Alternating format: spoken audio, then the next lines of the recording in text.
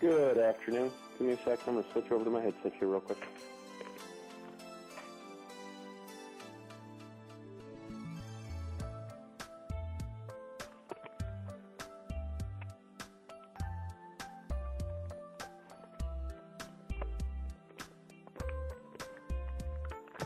All right, can you hear me?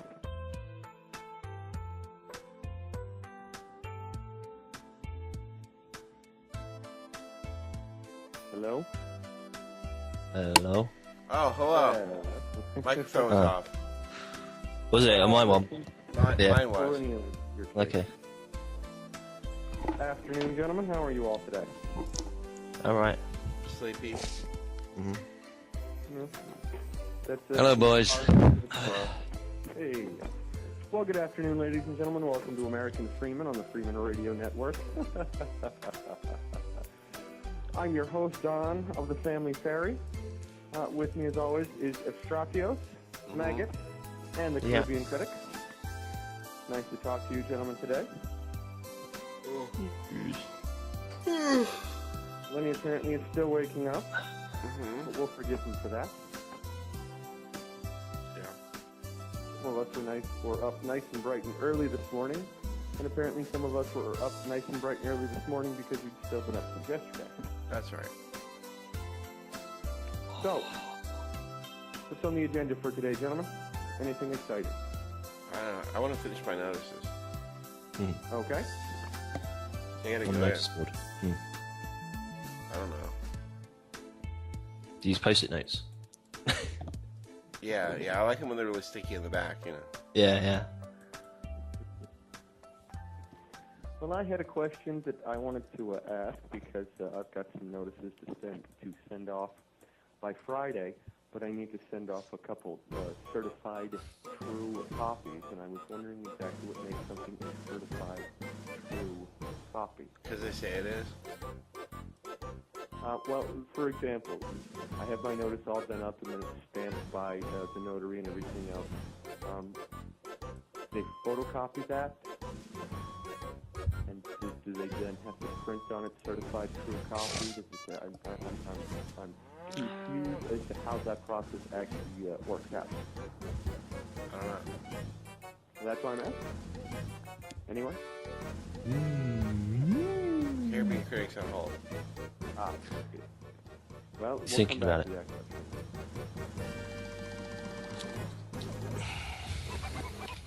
Other than that, I promise not to go into any... Sorry about that. I promise not to go into any long tirades about the necessity and importance of standing up to the system. Lord knows we don't want to give Lenny a heart attack today. All right. There's There's still that damn headline about that shallot bastard. Can't they kill him? That kid? Kill him. Which Come bastard? on.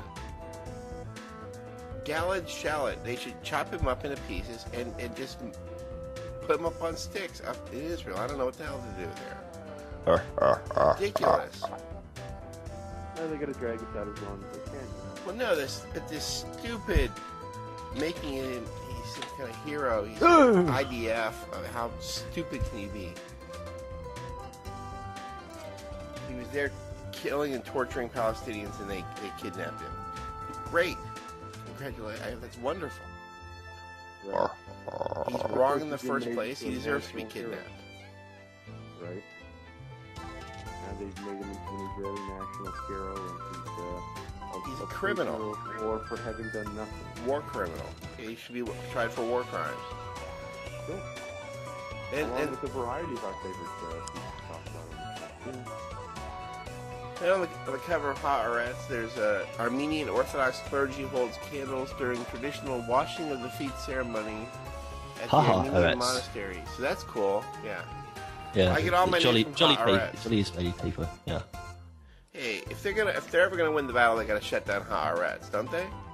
Haaretz, yeah. Hey, I learned to pronounce it correctly. I respect this paper, man. I love it. They're fantastic. That's great. I've never seen a paper so anti-Israel as this one. This is great.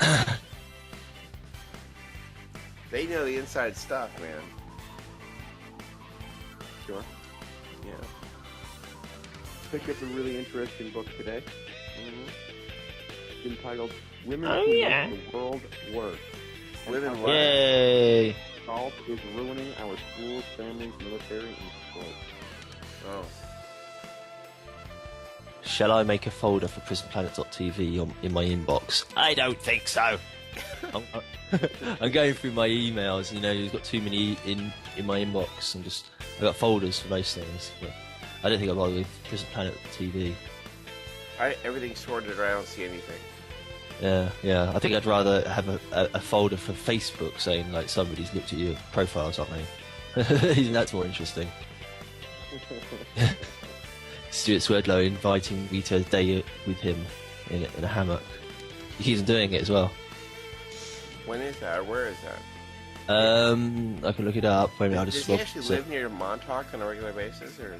Yeah, he's sort of like he just sits on the chair all day, spins around in circles. Whee! If I were him, I wouldn't even go near the area.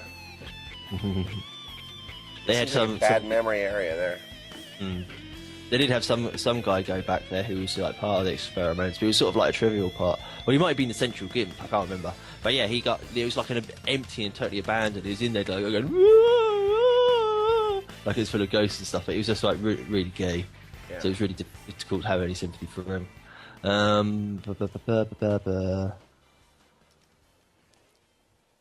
Spend a day with Stuart happening now. Respond datively, play yes or no. Yes, wonderful. RSVP? Yeah, RSVP. Respond datively play, isn't it? Yeah. So, what's happening, boys and girls? Lenny, Yeah? have you done your notice? No, we gotta finish that. Get it out there quick before the... I know, they're not done. I need help. Okay. Well, that's what we're here for. I had a quick question for you, CC. When we talk about a certified true copy, what exactly is the procedure for that? For example, I take my notice to the notary, they stamp it, and I ask them to send out a certified true copy.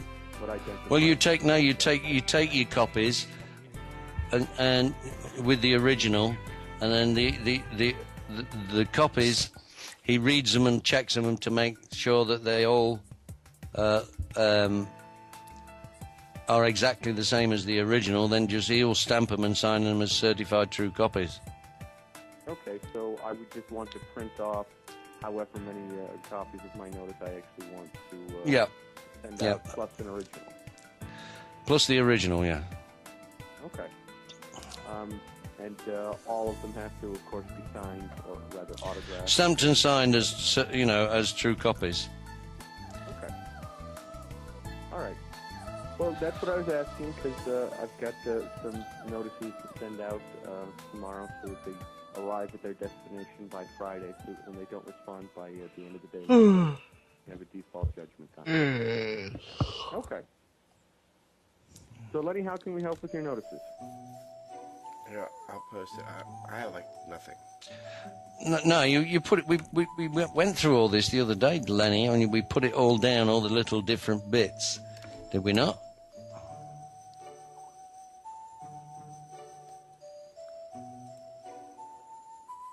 It's not in words. I need to condense it and put it in words.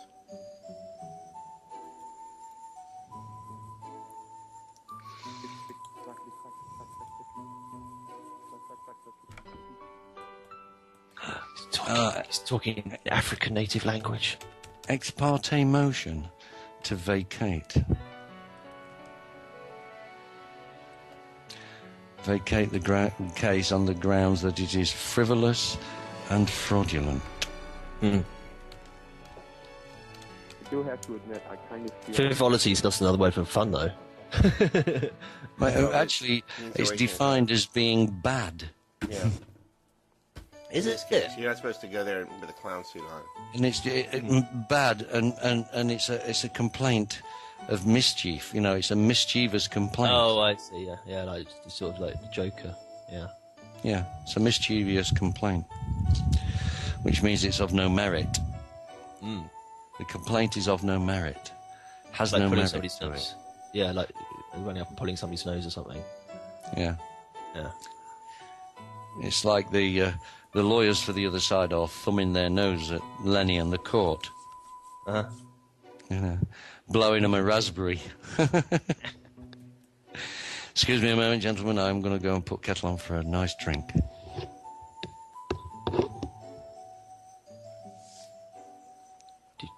I feel so incredibly naked without a computer and access to everything. I gotta find some place to do the show from where I can. Is somebody talking?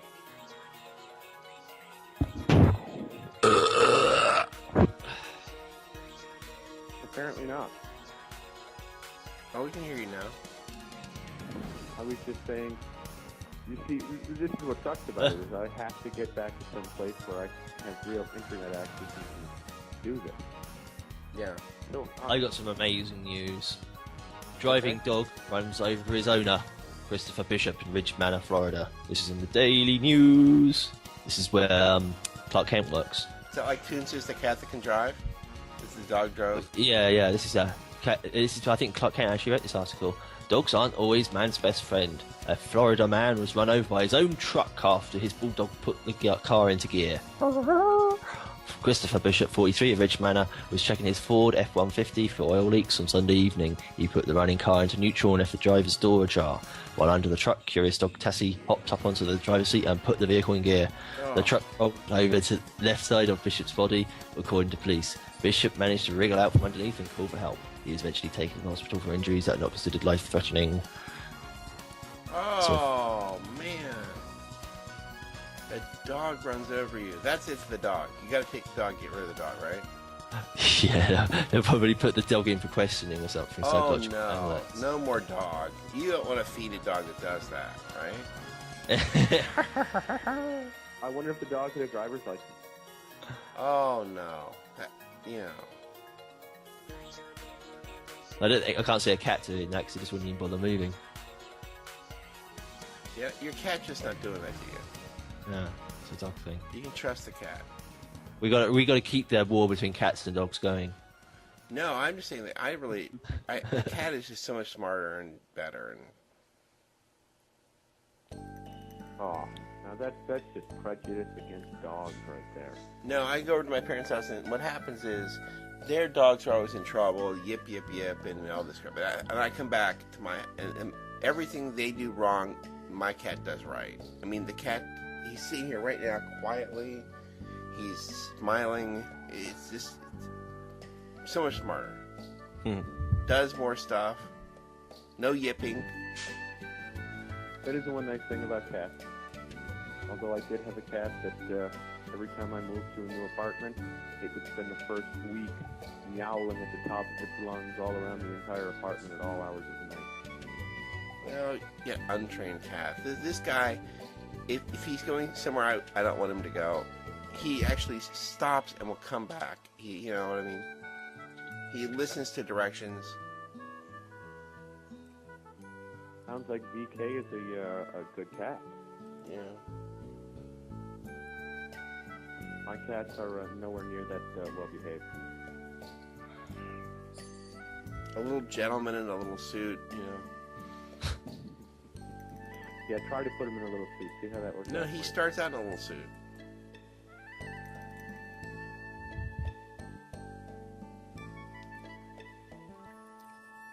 So, well, only 2 hours and 45 minutes more of this, huh? Yeah. Cat talk and dog talk.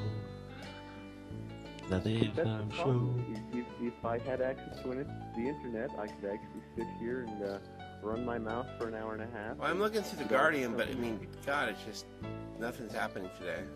I got Maoist rebels killed 26 policemen in central India. I mean, there's loads of reports like that. There's loads of people being killed off in riots and stuff. It's quite boring. At least 26 policemen have been killed in a Maoist attack in the central Indian state of Chhattisgarh, I suppose. I suppose I could say that in a really weird way. But, police told the BBC those killed in the latest attack were members of the paramilitary Central Reserve Police Force, CRPF, 2 CRPF personnel injured, and the police are searching for casualties.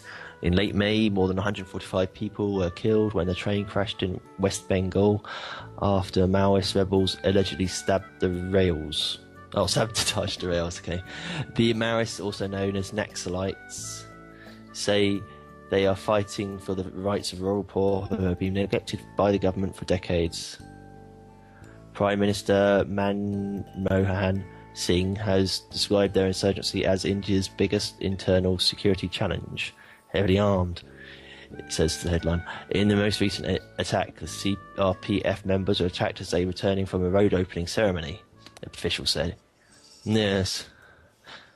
Chhattisgarh, whatever, anti-Maoist operation head Ram Niwas told the AFP news agency that they were ambushed by a large number of heavily armed militants in Doldai, 300 kilometres south of the state capital, Raipur. That's 190 miles. Police said the ensuing gun battle lasted 3 hours. They say that the injured have been evacuated by helicopter and reinforcements have been sent to the area. In May, a Maoist landmine attack in Chhattisgarh destroyed a bus and killed more than 30 people, most of them civilians. Maoist supporters saw that armed police were on board the bus and an attack was organised extremely quickly. Correspondents said that the bus attack showed how powerful the rebels become in remote regions such as the forest of southern Chhattisgarh. The government said it also demonstrated their barbarity. Following the attack, the Home Minister said he would request wider powers to deal with the rebels. A government offensive against the rebels, widely referred to as Operation Green Hunt, began last October. It involves 50,000 troops and is taking place across 5 states: West Bengal, Jharkhand, Bihar, Orissa and Chhattisgarh. I'm probably totally messing it up. Ministers in Delhi have always accepted that there is a need to tackle the root causes of the rebellion, such as poverty and the absence of effective local government. Blame the lack of government. Okay, we'll blame the lack of government. So the article seems to be implying.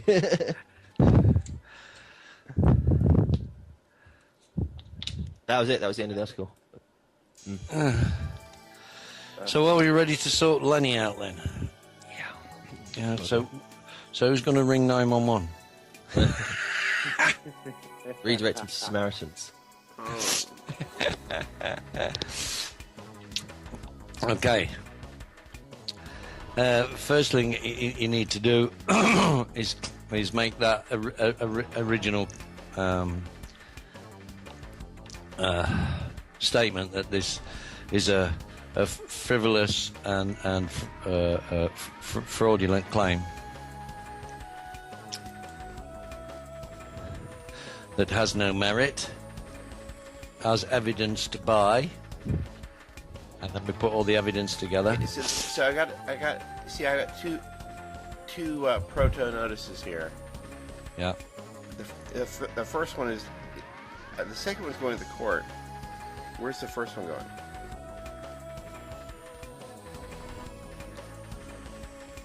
Oh, that's all to go to the court. I mean, you know, it's a fraud masquerading as a complaint. Oh, and so I'm sending one notice out. Yeah, you're just sending a notice out to the court because you're going to ask for an ex parte motion to vacate the case, to void the case. Because they're wasting the time. You know, the other party is wasting the court's time. So I just write forward motion. This claim is a frivolous. This is by the other party. This is a frivolous and fraudulent claim.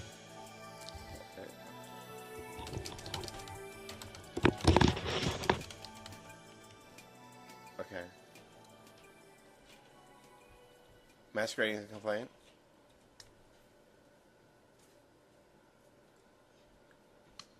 Should I use masquerading as a complaint or just leave it?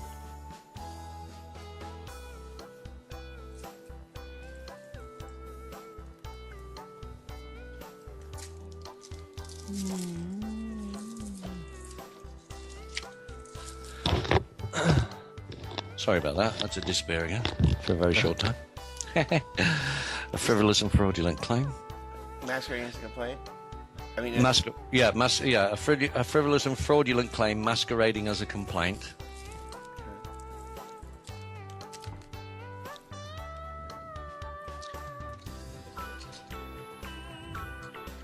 As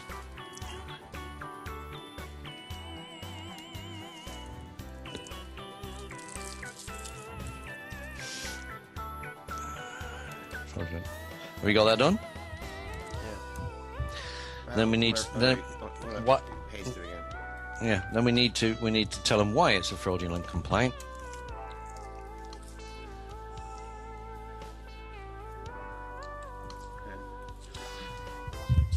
As evidenced by the documents entered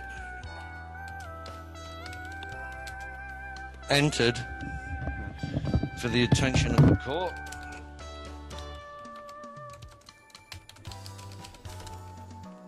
Okay. And then you're going to put all your things down. The evidence, you're going to put a copy of the Exhibit A and then describe what Exhibit A is like. They came to see you and you allowed them in to examine for bugs. They've already done this exercise. Did I say? So is that Exhibit A is well, actually let's start from the beginning. Exhibit A really should be your tenancy agreement, your lease agreement. Oh, the whole thing? Yeah, or just where you've signed. This is the lease agreement. This is where I've signed. So I'm not a squatter. I'm a leaseholder.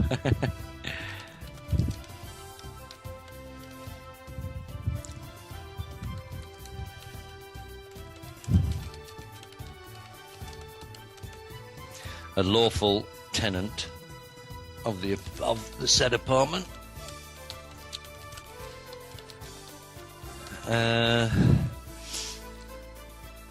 a request, then you want to put the B, which is the first inspection, which is that Exhibit B, which is that receipt you got from the people, or that piece of paper you got from the people who came to inspect and didn't bother spraying because they found nothing.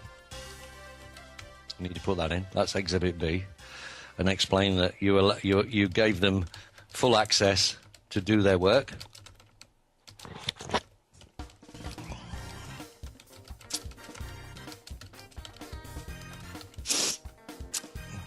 Then their attempt to gain entry again. Hold on a minute.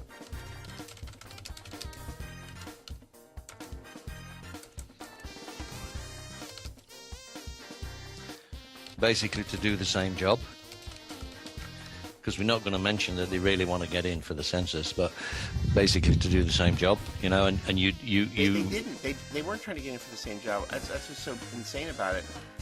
They're trying to get in for the health department. For the health department, yeah. But I mean, the people have already been. But not because of bugs, but because the census people made a weird claim about smell. Yeah, well, okay, you can put that down, but there was no smell because you've already been inspected once. It wasn't smell. No, well, okay, but I mean, it wasn't smell about bugs. Yeah. But that's what they said at the in door. They were just desperately adding the word bug in just because it was handy. Yeah. Well, you as evidenced by that notice that you sent them. I mean, you got the notice declining them the right to enter. Right.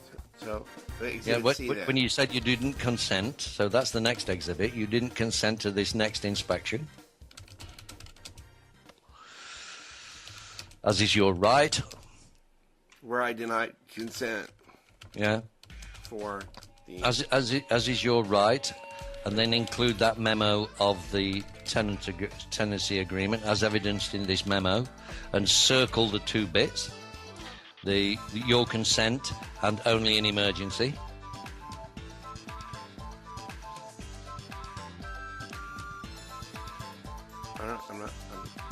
The memo? Yeah. Yeah. After Exhibit C is my notice where I denied consent. and the memo where they listed the terms under which they could come in. Yes.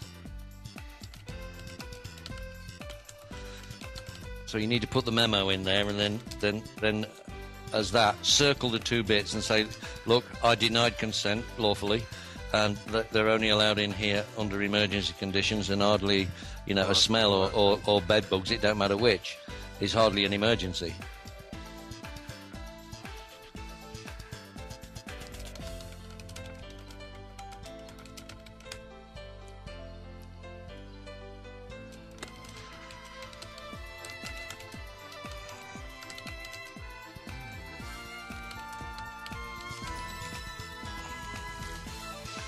Then you had, I think, a 3-day notice to quit. Wait, hold on. I'm not there.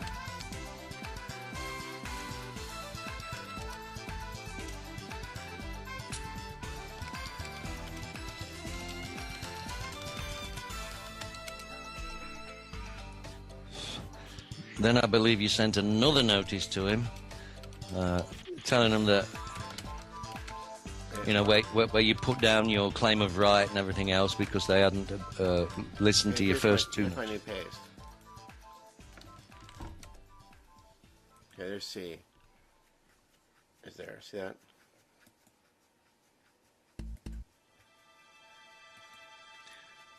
Hang on, let's have a look. Yeah. Okay, and something about my lawful right to deny that? Yeah, well, well, it's as you're just obeying the terms of the tenancy agreement, and there's continue, and then you received a notice to quit. Okay, I want to say something. Do I want to say something about that they? You're going to say something when you've got all these notices, when they keep harassing you. First it's the first one, then the second one, then the third one, the notice to quit, and then bringing the policeman. You can put that in there, your notice about bringing the policeman to the door and showing them you've got a legal notice and of you don't consent to this particular inspection for whatever reason. Then? Yeah, and explain why, because you have a right to do that. They should make proper arrangements with you. Where I protested? Yeah, where you protested. Yeah.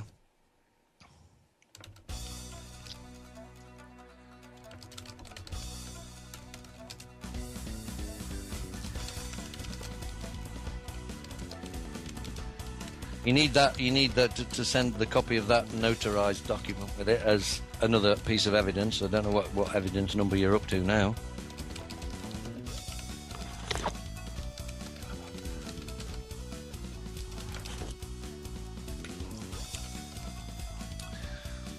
So have you got down to whether they give you the notice of 3 days to quit?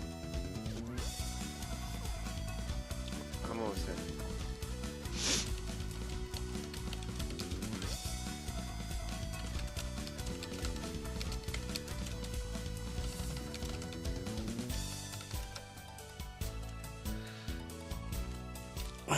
Okay, this is now with D. I'm going to repaste.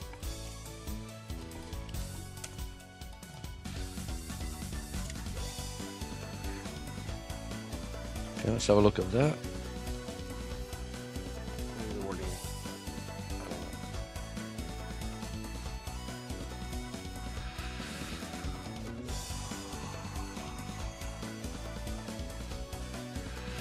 Exhibit D, the notice where I protested the arrest of the landlord, ignoring the denial of consent, attempting to break into the apartment, traumatizing me with police and threatening me with notice of 3 days to leave the apartment.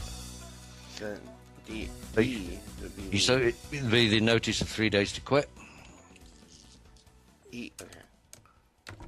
Exhibit E. Is the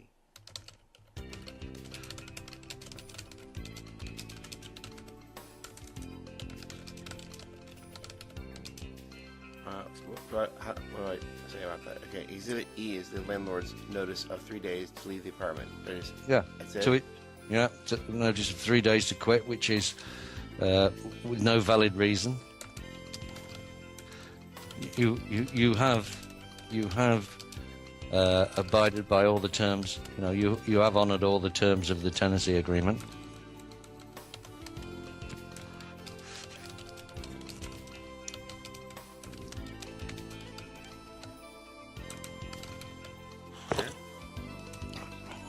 I'd like to see all these notices. Exhibit A, the lease agreement. I have a bundle if you want to. Yeah, there's the lease agreement, Exhibit A. Yeah, Exhibit B. Exhibit C is the memo where we're going to, you know, about the smell and, about a memo of the lease agreement where it said you have the right to deny consent, you know, to stop them coming in, except in an emergency.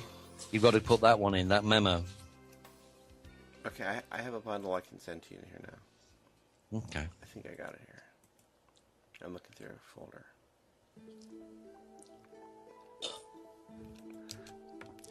Now, once we've done all that, then we're going to put. We're going to quote the American Business Law, section, whatever it is, 331.332. Your right to peaceful occupancy is being denied you. Yeah. You know, you have paid. You know, their claim that you haven't paid. You've got the check, and it was returned. Oh, wait, let me just scribble that in there real quick.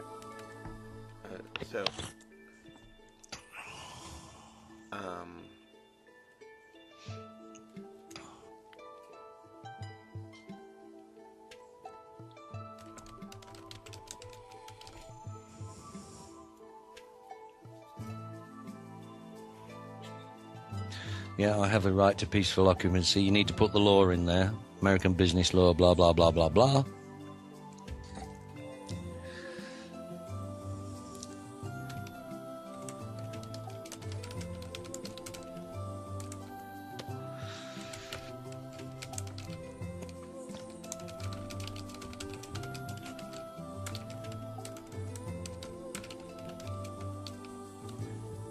So now you're going to ask the court to for an ex parte motion of judgment as a matter of law.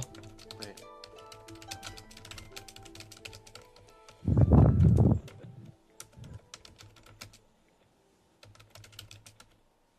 Ex parte motion. Motion of judgment, ex parte motion of judgment as a matter of law. Should we cover that I got it? I have a default judgment already.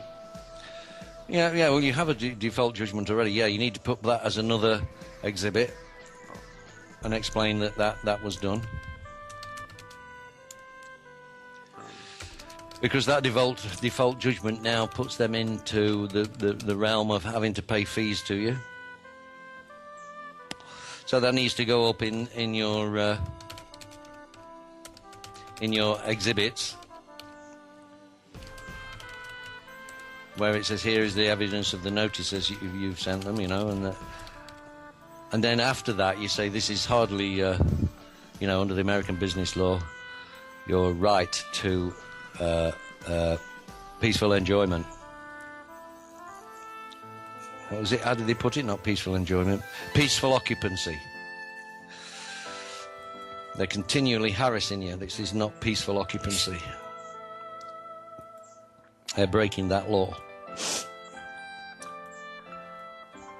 Yeah. And you are asking them for an ex parte motion of judgment to vacate and void this case. Say the last part again. You're asking them for an ex parte motion of judgment to vacate and void the case.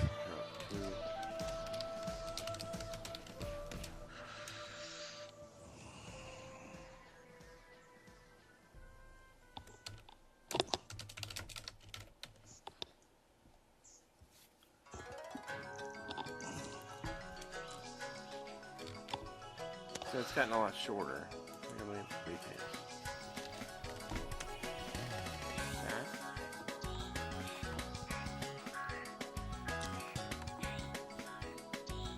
Yeah. We've lost the phrases wasting the court time. This is a frivolous, this claim is a frivolous and fraudulent claim masquerading as a complaint, as evidenced by the documents entered for the attention of the court. Exhibit A, the lease agreement. I am not a squatter. I am a leaseholder, a lawful tenant of the said apartment. Exhibit B is the notice about the bug spray inspection. I gave them full access to do their work. They found nothing. I did not need to spray. You need to include that document from that bug spray, people. So that's another document you need to, another exhibit. Exhibit C is the notice where I denied consent for the health inspection and the landlord's memo that quoted the terms of entry for the tenancy agreement. An underlined false claim of a smell or a repeated false claim of bed bugs is hardly an emergency within my rights under the terms of the tenancy agreement. Yeah, and point out on the tenancy agreement the words consent and the words emergency in that in those contexts.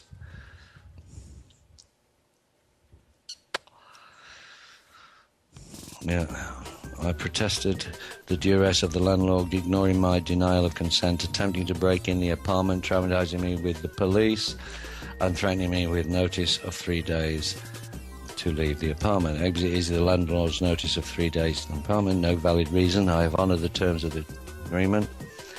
F is the American business law. I have a right to peaceful occupancy. This is hardly peaceful occupancy, of course, you make that point. Is the default judgment is obtained against the landlord, health department and the police. Yeah. Are they going to respect that, or are they going to laugh at that? No, because they're wasting. These people are wasting the court time, which takes up money. Which, No, I mean, are they going to respect my default judgment? Yeah, of course they've got to. It's signed by the notary and duly. Okay. My parents said, I don't see anything here like that. They just keep not respecting our Freeman methods or whatever. I'm prepared for this stupid court not respecting it. The court has to respect it. You should probably use the word where you say notice. You should say the legal notice, because if you look at legal notice, it puts constraints upon these people. Where am I saying notice? I say legal notice. And wherever you've put notice, always put in front of it, put legal notice. Right. What a fucking place. And it's been stamped by an officer of the court, which makes it a legal document. They can't ignore it. Well, I suppose they can if they really want to be nasty, but they're leaving themselves open for a massive appeal and compensation package.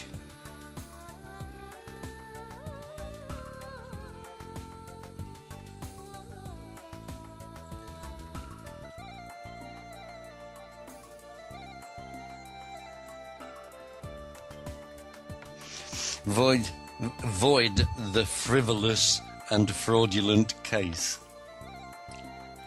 I am asking the court for an ex parte motion of judgment to vacate and void the frivolous and fraudulent.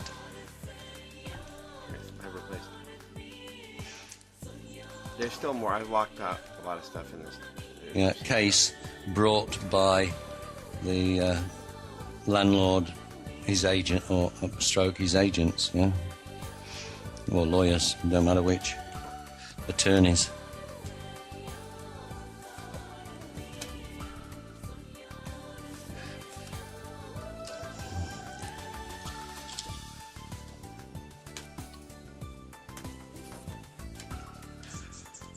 And make them an offer. Finally, you want to make them an offer. I want to make them an offer? Yeah. You make them an offer that you will vacate on suitable compensation being paid to you. What is that? Well, $120,000, whatever. Where did we come up with that number? Well, you can buy an apartment with that. How long have you lived there? Several years. I can figure that out.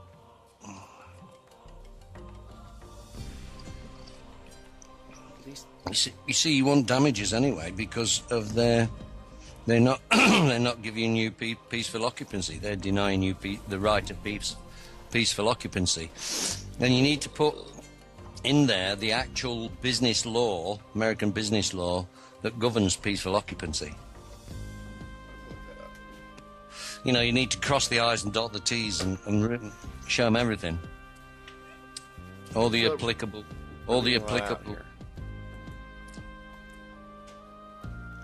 The part about the check being sent back is not in here.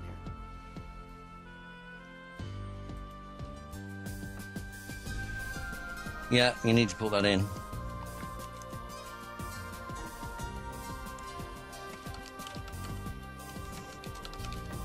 And you need to put it in as it was handed back to your parents, not to you. Why would they need the check? You know, that was an unlawful action anyway. Handing your money over to someone else.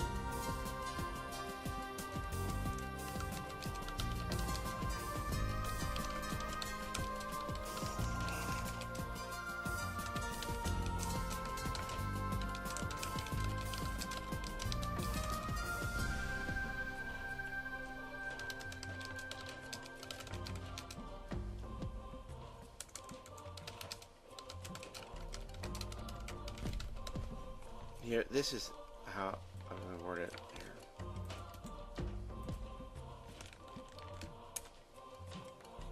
That they've returned my rent check for this month because they insist I leave. Then they have the gall to claim here they want fair debt collection. Yeah. What debt? Yeah. They've been in your apartment on the 24th of bloody May. Why do they need to come in on the every few weeks? It's nonsense. That's denying you the right of peaceful occupancy. But you need to put that law in on the peaceful occupancy. What? It's the American Business Law, Section B, paragraph whatever it was, or page 331, 332. Okay, I added it.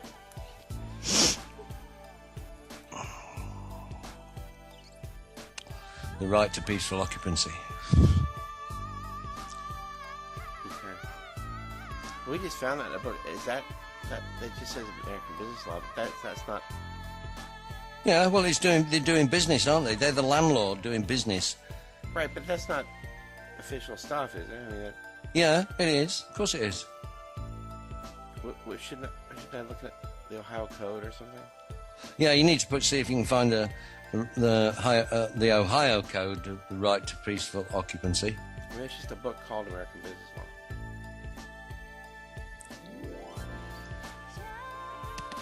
Yeah, you need to find the Ohio Code. And then the phrase "wasting the court's time" is down here. Isn't it?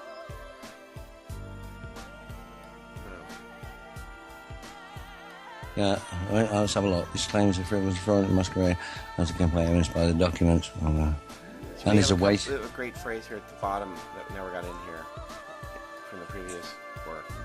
It says, "As the case brought against me has no merit based on the evidence brought by the plaintiff, which destroys their case and exposes it as mischief, wasting the court's time." Yes.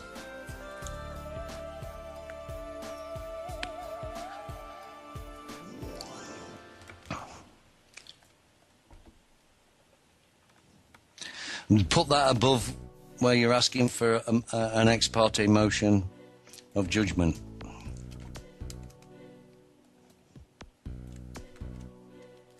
To vacate and void the case. Oh, the fraudulent and frivolous case, or the frivolent and fraudulous case brought by the landlord's attorneys.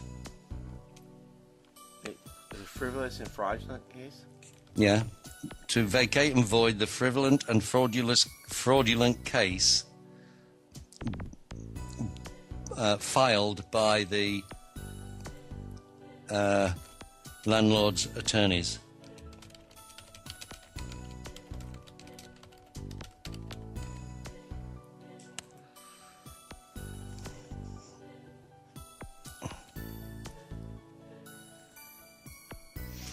You need to get that notarized. Here's a new paste.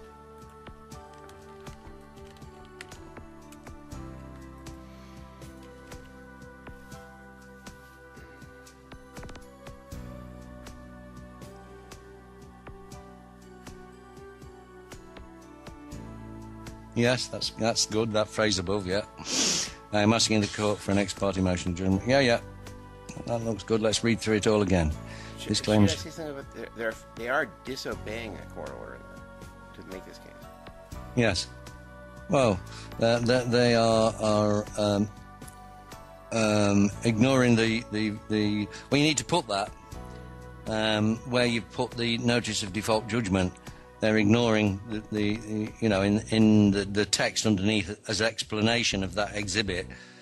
The attorneys are ignoring the default judgment obtained on whatever date.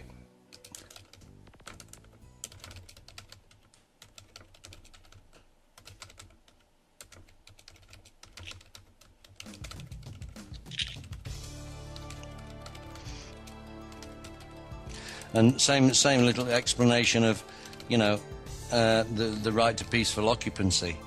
All these visits and harassment is hardly peaceful occupancy, Yeah. Demonstrates the lack of peaceful occupancy, or the denial of peaceful. Demonstrates the denial of peaceful occupancy. So that should go under there. That's an explanation for that exhibit. So you need to explain each exhibit what it is. Okay, I'll be a little more descriptive.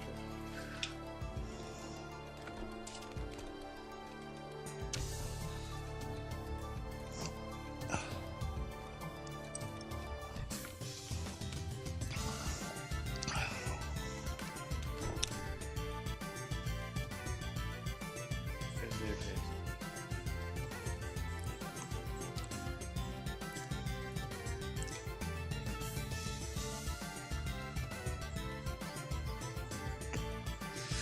Are you asking the court? No, you're filing a motion, really.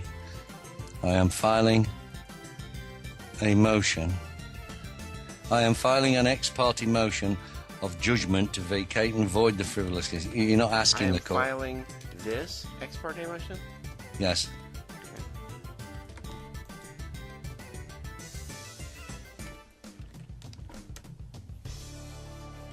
I'm filing this ex parte motion of judgment to vacate and void the frivolous and fraudulent case filed by the landlord's attorneys. That's good enough. All right. That says it. I'm going to run to the bathroom. Yeah, okay. Read another Israel article. Another article. Oh, this is a really good one today. A 16-year-old boy was taking photographs of a boys' brigade type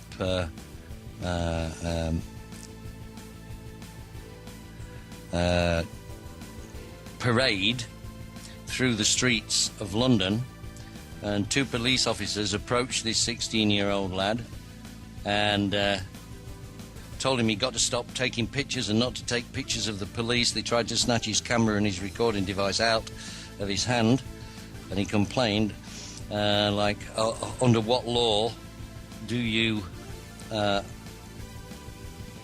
have the right to stop me filming this parade, and because you don't even know what your own guidelines say, that you don't have the right. Under what law are you detaining me? This is an illegal detention. You don't have the power of arrest and all that. I'll put it in from the YouTube. I will put it in because this is now on YouTube. And he's a 16-year-old lad, obviously learning the ways of free men. And they arrested him anyway. A 16-year-old boy, a minor. So that was a false arrest of a minor. And let me just bring it up, see what else. Well,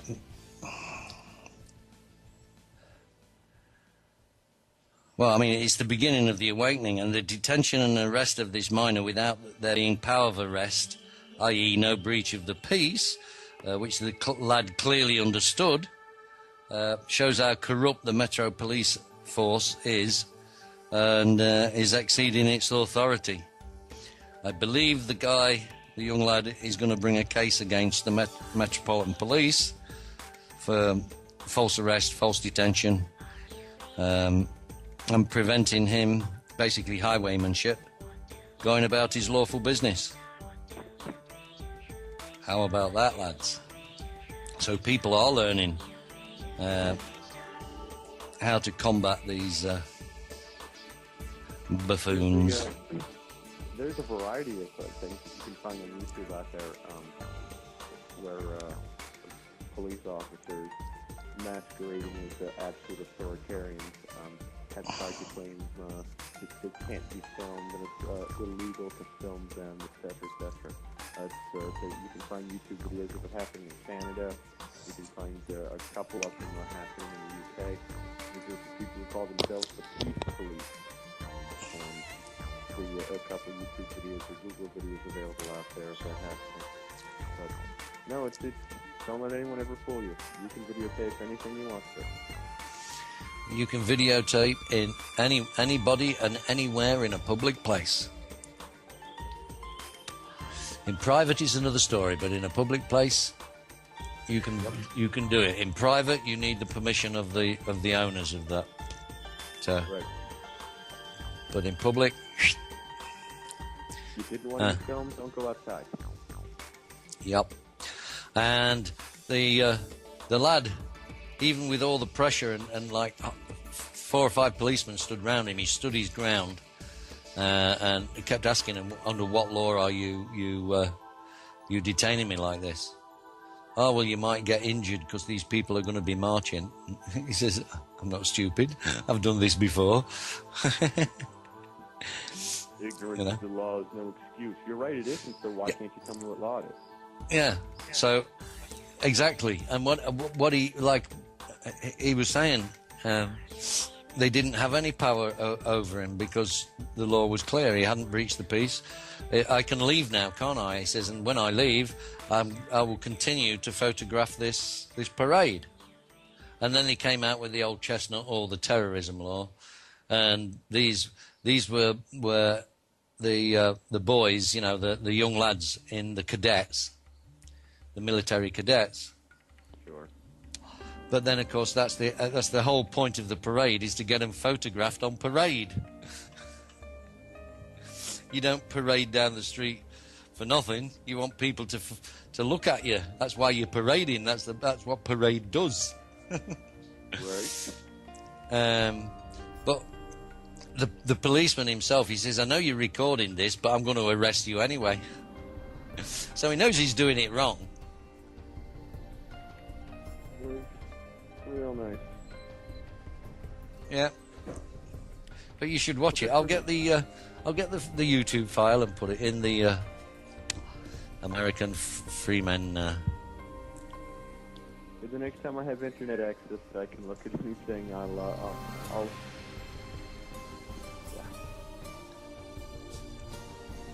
feel so naked without my computer. There you go.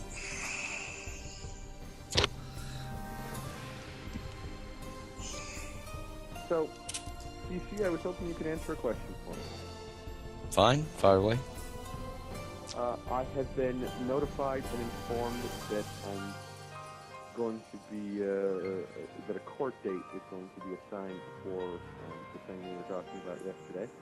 Yeah. And I was wondering where I would find the actual law or statute or whatever that dictates that if a magistrate or judge refuses to recite their oath of office or their bond number on the record, that revokes their jurisdiction in the matter of the court.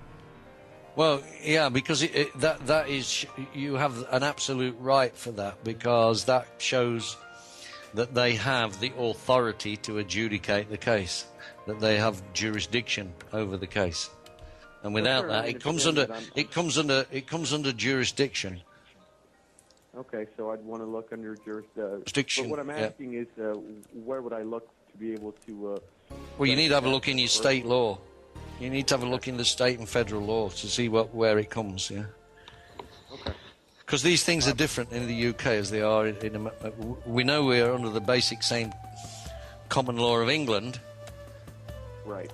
But there's even in the UK there's 3 different common laws. There's the King's common law, there's the common law of England, and then there's commoners law. So yeah. So I mean, but even the common law, they're now trying to pretend that a lot of these statutes are common law, which of course they're not. It can't be common law. You have to share a common language. Yeah. Well, not only that, it's corporate law. It's a status. It's a status of. It's a legal proceeding. It's not a lawful proceeding. It's a legal proceeding. Right. Exactly. So there you go. It can't possibly be common law. But we've been discussing this amongst our English freemen, and we know we'd use Black's law and all the other laws, Ballantyne's and all these dictionaries and what have you. What we're proposing is for the society is to make our own law dictionary and put our own meanings on the words. What society? Freeman Society. It's hopelessly corrupt. We need to send notices to them to clear this whole matter up. They're hopelessly corrupt now. So it's an invalid organization. If it doesn't run under the same system they're advocating, it's completely corrupt and invalid. Well, that's why we need to get this dictionary of what we're talking about done. What every word means. Same as they've done it in the Law Society. Well, in the Freeman Society, we'll create our own dictionary of what these things mean.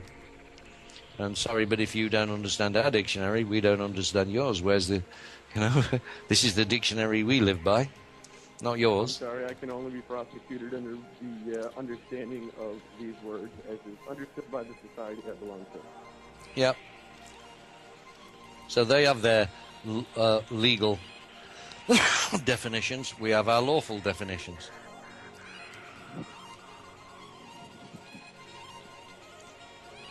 Just grabbing the mail here at my parents' house. 2 wonderful things here entitled Jews for Jesus. But I'd share that with you real quick. Jesus was a Jew. What are you on about? Right.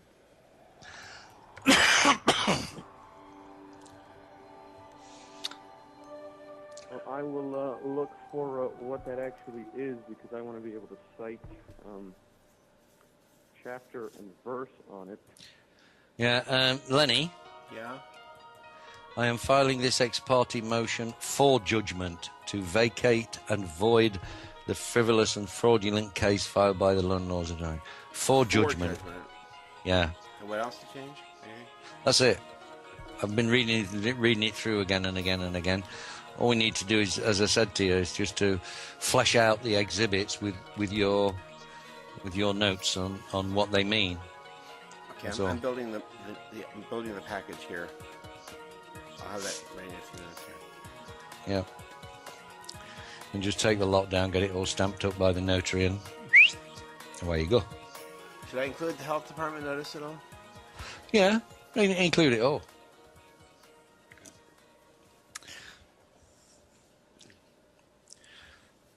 Oh, okay, the bug spray. Have you done a search on the Ohio? No, do you want me to give the website? Let me just have a look at that.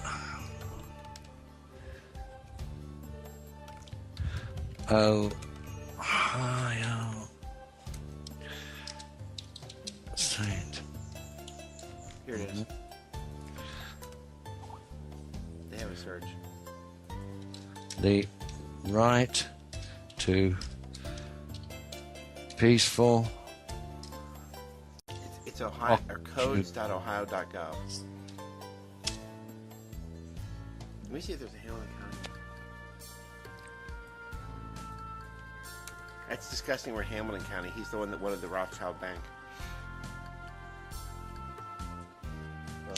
There we are, landlords and tenants.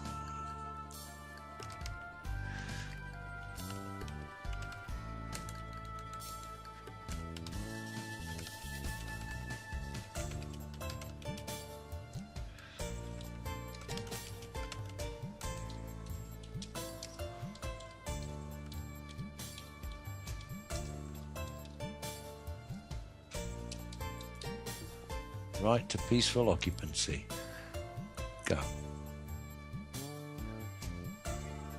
Shut down, fatal malfunction.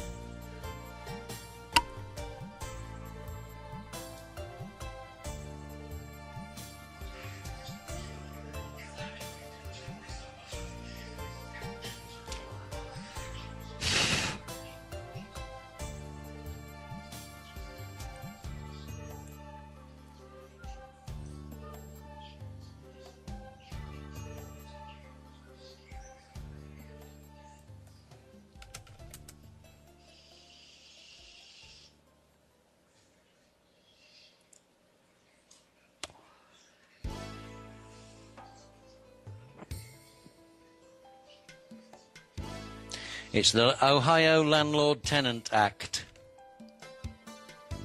Okay.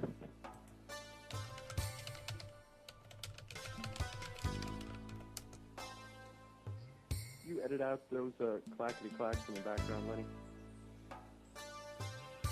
Like what kind? The computer typing sound, the computer typing sound? Or do you just mask over them with music? Well, I don't know. I've been doing Al Green lately. Quote section B, if the landlord makes an entry in violation of divisions of this section, makes a lawful entry in an unreasonable manner, or makes repeated demands for entry, otherwise lawful, that have the effect of harassing the tenant may recover actual damages resulting from the entry or demands obtained injunctive relief to prevent the reoccurrence of the conduct and obtain a judgment for reasonable attorney's fees, or may terminate the rental agreement. That is exactly what you want. Where do you find it? Ohio Landlord Tenant Act. Did you find it outside the code, or is it inside the code? It's inside the code. It's 5321.03, actions by the landlord. What are you doing there, Don? Me? Walking around. Am I making too much noise? And the code is 5321.04. It skips here. I'll find it.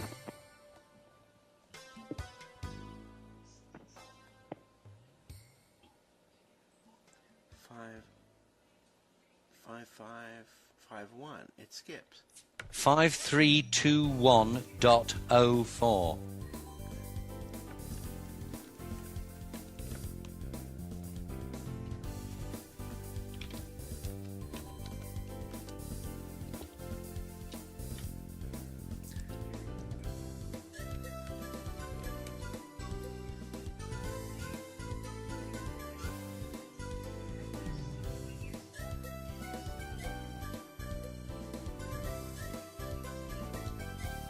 Hold on, it just mysteriously skips around.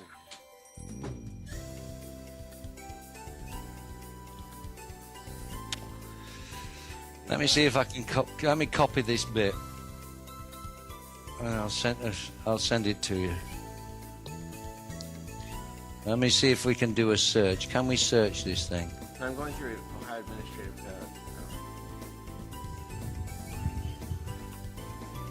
I just think they don't have it all in here.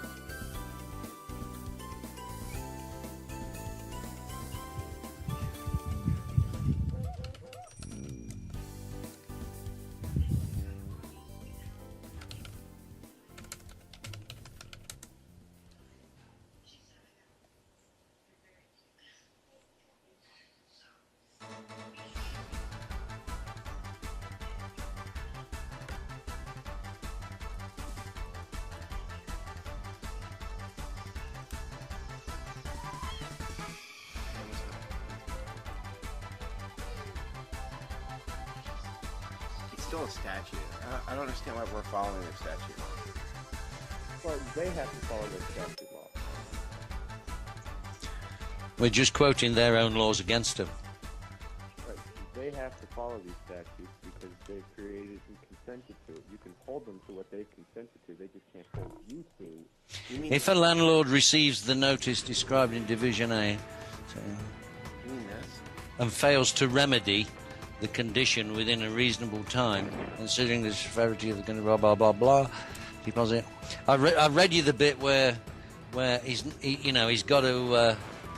If the landlord makes entry in violation of Division A in brackets 8 in brackets of this section, makes a lawful entry in an unreasonable manner, so he makes a violation of entry or an unreasonable manner, or makes repeated demands for entry, which these people have. Yeah, otherwise it's called harassing the tenant. The tenant may recover actual damages resulting from the entry or demands, obtain injunctive relief. That means they've got to pay you to prevent the reoccurrence of the conduct. And you're acting for an ex parte judgment, which is correct, to relieve you of this stupidity, and obtain a judgment for reasonable attorney's fees, and may terminate you could terminate the rental agreement yourself. So that's what it's saying in this one. Paragraph B.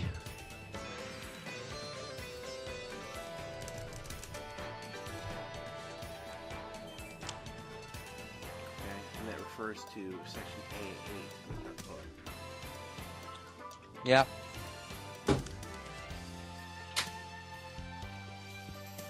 This is the revised code.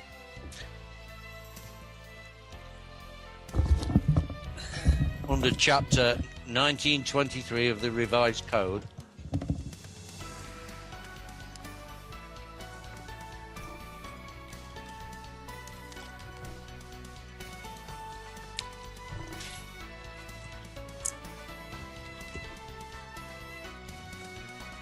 Well, they'll say they gave me 24 hours notice. But then it listed it has to be an emergency. Yeah.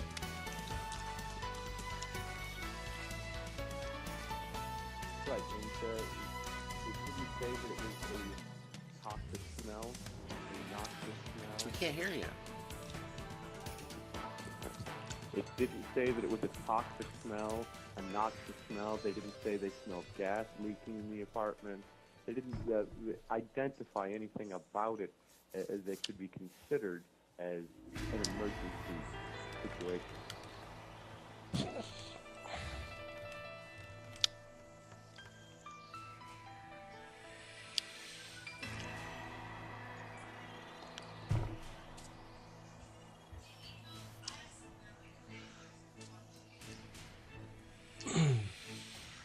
Oh, it is. Section B, if the landlord makes an entry in violation of Division A8 of this section, makes a lawful entry in an unreasonable manner, or makes a repeated demand for entry, otherwise lawful, that have the effect of harassing the tenant may recover actual damages resulting from the entry or demands, obtain injunctive relief to prevent the reoccurrence of the conduct. So you probably should apply, along with this filing for an ex parte motion, you should file for injunctive relief to prevent this harassment by the landlord.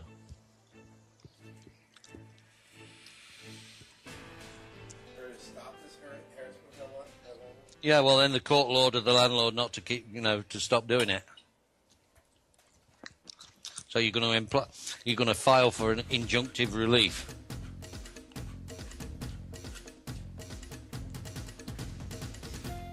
To prevent reoccurrences of the conduct of the landlord's conduct.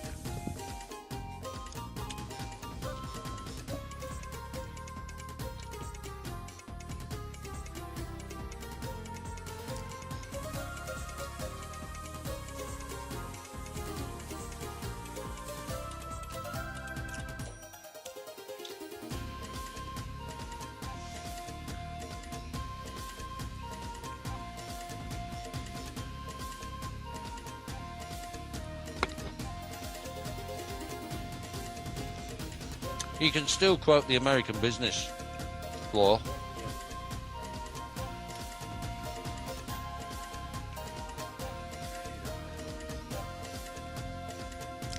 And this Ohio State.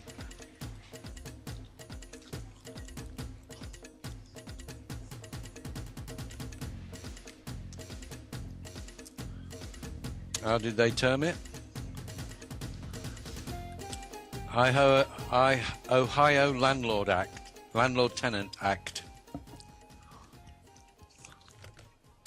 Guide to Ohio Landlord Tenant Law.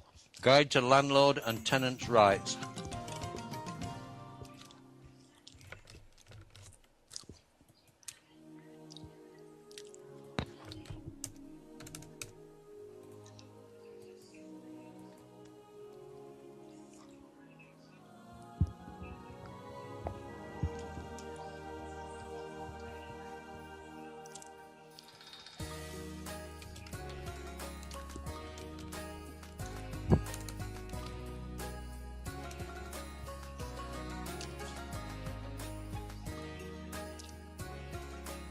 You can also quote this piece on retaliatory conduct of the landlord.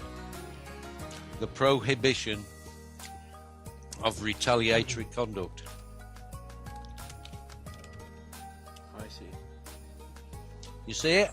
No, I'm still searching. Where do you see that? 5321.02. I got a 402. What section is it? Oh, the whole thing is retaliatory. I see. Yeah. The tenant has complained to an appropriate governmental agency of the violation of building, housing, health, safety codes, blah, blah, blah, blah, blah. Violations. The tenant has complained to the landlord of any violation under section 532104. Now that is section 532104 is the one I've just sent to you, which says they're not allowed to keep coming in and out, in and out, in and out. Yeah. So this section is also applicable. The 532102, retaliatory conduct of the landlord. And you have complained to the landlord because you sent him a legal notice.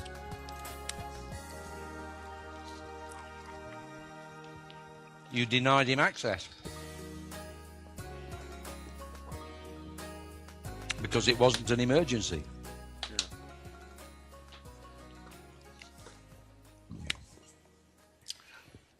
All right, here's the new thing.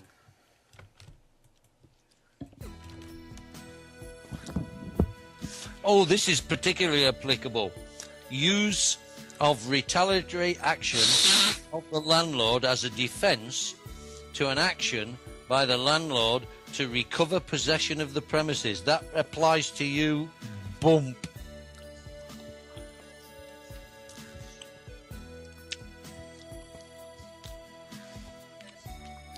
You need to copy all that. Yes. That whole 53201.02. Yeah, that's my new. See my new paste there? It's kind of larger. And that's retaliatory action. You're complaining about this retaliation by the landlord.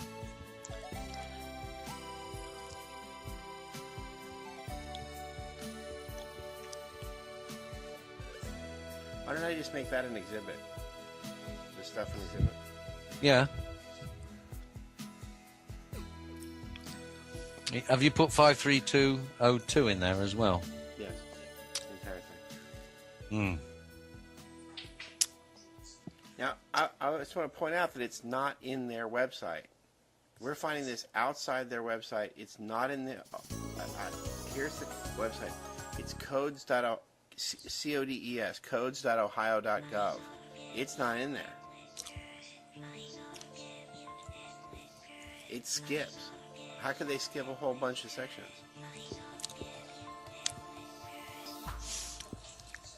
Their code skips from 5124 to 5139. Just skips the whole part. No, from 5139 to 5501. Just from 51 to 55, it's just gone. 5321.02, retaliation of landlord prohibited relief.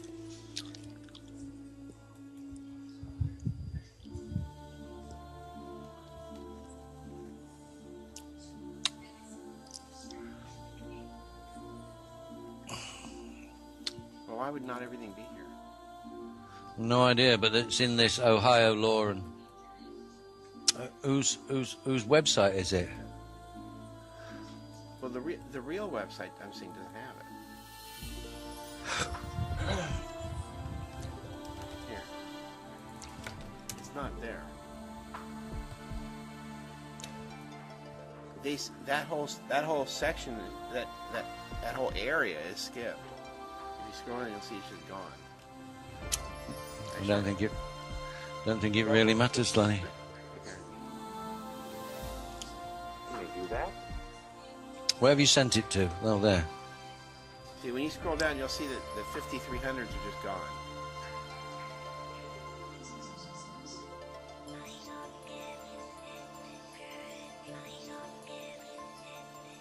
Landlord tenancy agreement, where? We got that from outside.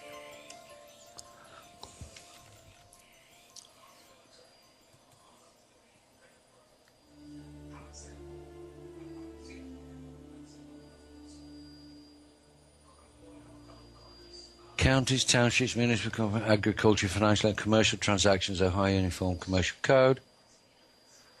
Conservation, corporation, partnerships, courts, municipal, mayor, court. You see where it says youth services? That's 5139. The next line is 5501. Like it's just not there. From 51 to 55, skip.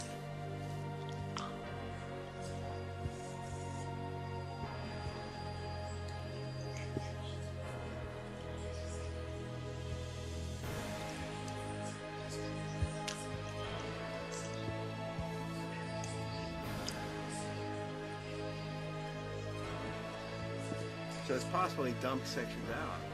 I don't know what that means. No, these have been updated. This is the latest version, so they may not have the latest version on this site. One we found is the latest version. Well, I'm saying it's possible. It's not though. I mean, it's possible. This is I can't. no longer valid. Is this is under public welfare? Is it? What? Ohio law and rules. It says that when you go to the front page, it says updated for all regulations passed and filed through May 1st, 2010. It should have everything there. What? This is codes.ohio.gov. Right. That's the official one. No? Yeah, and I'm on. Then where did you go to? Public welfare? No, I'm saying the sections are not. These are quoted from something called Ohio Landlord-Tenant.com. It's some law firm. No, this is 51. Yeah, but what on the site? Which section is it on the site? I can see title 1, 3, 5, 7, 9, 11, 13, 15, 17, 21. Which is it? No, when you keep scrolling down on the OAC page. Oh, it's OAC. I'm sorry, you're on the wrong side. Here, it's OAC. And then you scroll and you'll see the 5100s, and it skips the whole group there. I think either it's been repealed or removed or something. Especially if you go down to the bottom of the page. It's /OAC.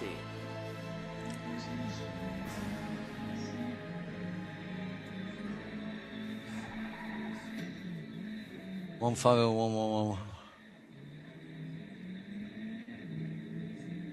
You see the Department of Youth Services? The next, it should then continue, but it doesn't. It skips.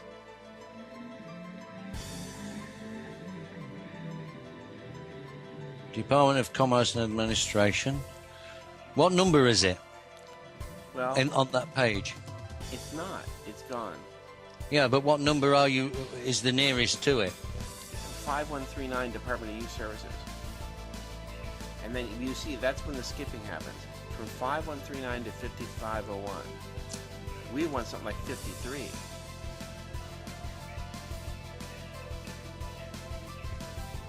Five one. See? Can you search this page? Yeah, at the top, and it doesn't find anything.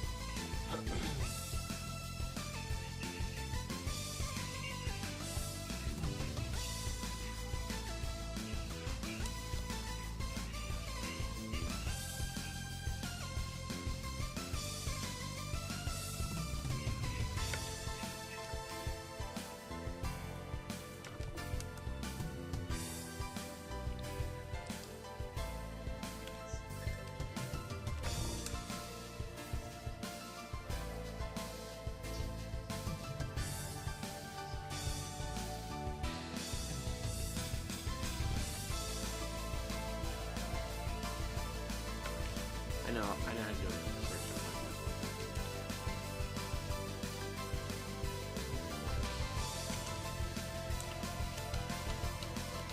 Site:ohio.gov. Got it. I found it. Insanely, it's the same site. Well, this is really, you'll agree how crazy this is when I paste this link. It is.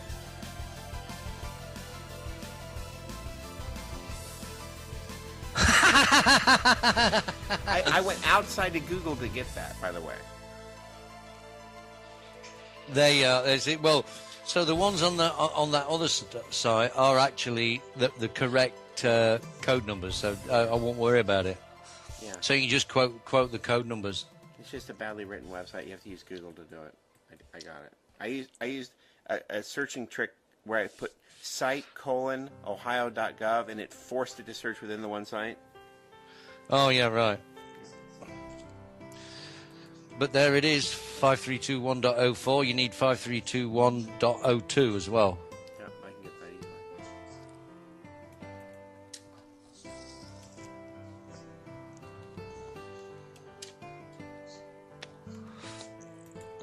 I'll make that into a PDF. That makes it better.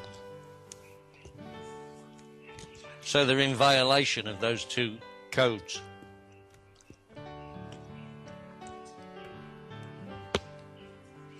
I just don't get why they go this far without a leg to stand on. But basically they're in violation of those two codes, so.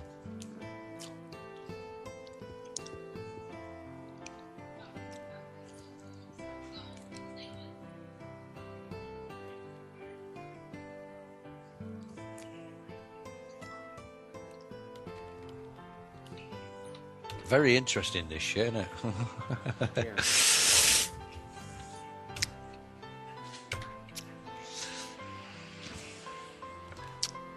Shame it is a bag of shit, but there you go.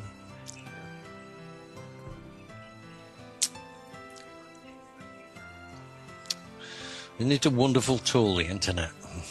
It really is. I hate when people, like, when you're doing this kind of work and someone says, well, you should have been a lawyer then. No, they should follow the law and get off my back. How about that? Yeah.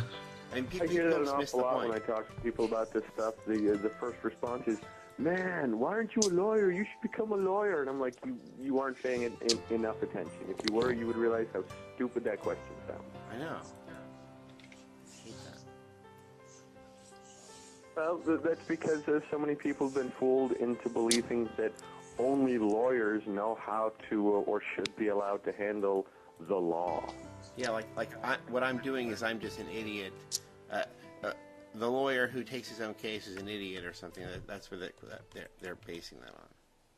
The man who takes himself as counsel is a fool for a lawyer.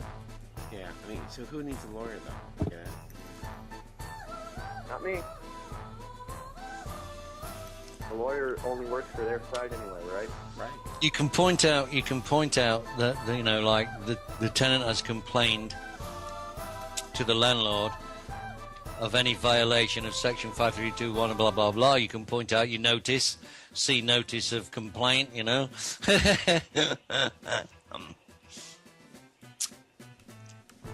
And then you can point out you know, that the landlord is in violation of section A of and in violation of the tenancy agreement. In other words, you want an ex parte bloody you're filing for an ex parte judgment in your favour to to vacate and void the case.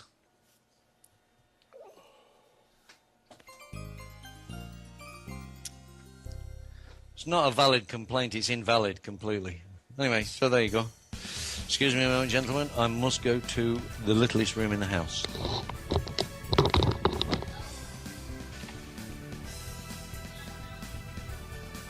Closet? Yeah, that's what I was thinking, the littlest room. Closet. See, I guess they do refer to it as a water closet. So. No, I didn't mean that. I meant just a closet. Well, that's what I thought originally too, but as soon as I said it, I realized, well, it could be a water. It doesn't see. Only if you live in Europe, it's not Europe. Well, Barbados, but still British. Well, It's not Europe. true. That's a landmass. He's in America. Like it or not. Welcome to America. And in fact, yeah, I should be saying that in Spanish because he's right there with them. Right, exactly. I could say it in French, but No, it's not applicable in French. Plus, screw this French business. Even this Canadian French is garbage. It's not being loony. You're gay and the women have hair on their legs. I mean, what is the point of that?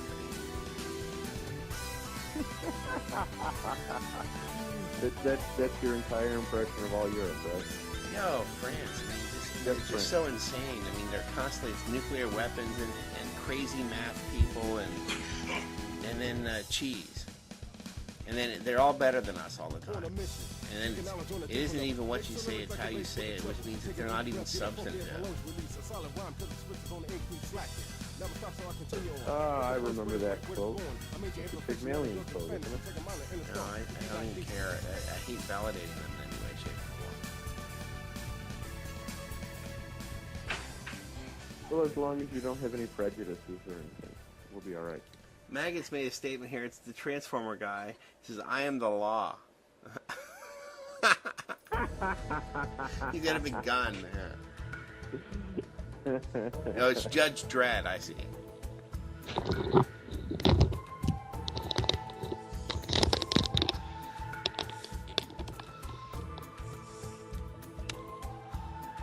So, now that you've had your default judgment, you're actually looking for a way to finish out notices of gaining... I don't see where that's done me any good. I thought that they would at least obey that or recognize it. Nobody's done that. No, they didn't even bother sending that, you see, to the court, did they? Did you notice they omitted that one? I put that in all my things about... I sent it around. Notice that this is missing, so I'm including it.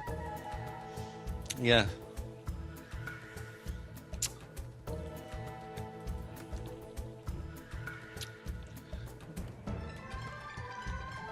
It's a frivolous complaint. Anyway, so where are we? Where are we now? I'm just assembling the pieces of the bundle. Oh, right. So you can just take them all down tomorrow and send them off, huh?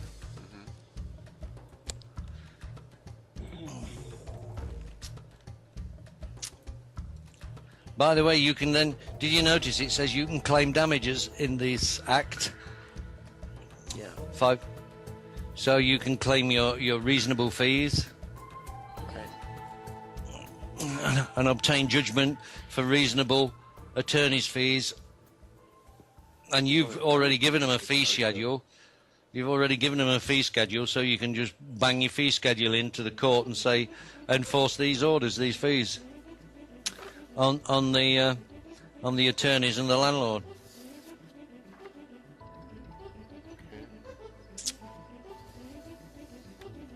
Because I believe you said, and their agents. Yeah. So the lawyers are their agents, and for each agent and group, you said this, was it $3,300? Yeah. For each infraction? There you go. So bang them with $3,300 each. Should I add that into this? No, you're going to go for that after they've done the. You're going to file file a judgment to claim your money, your fees, and let the court do it.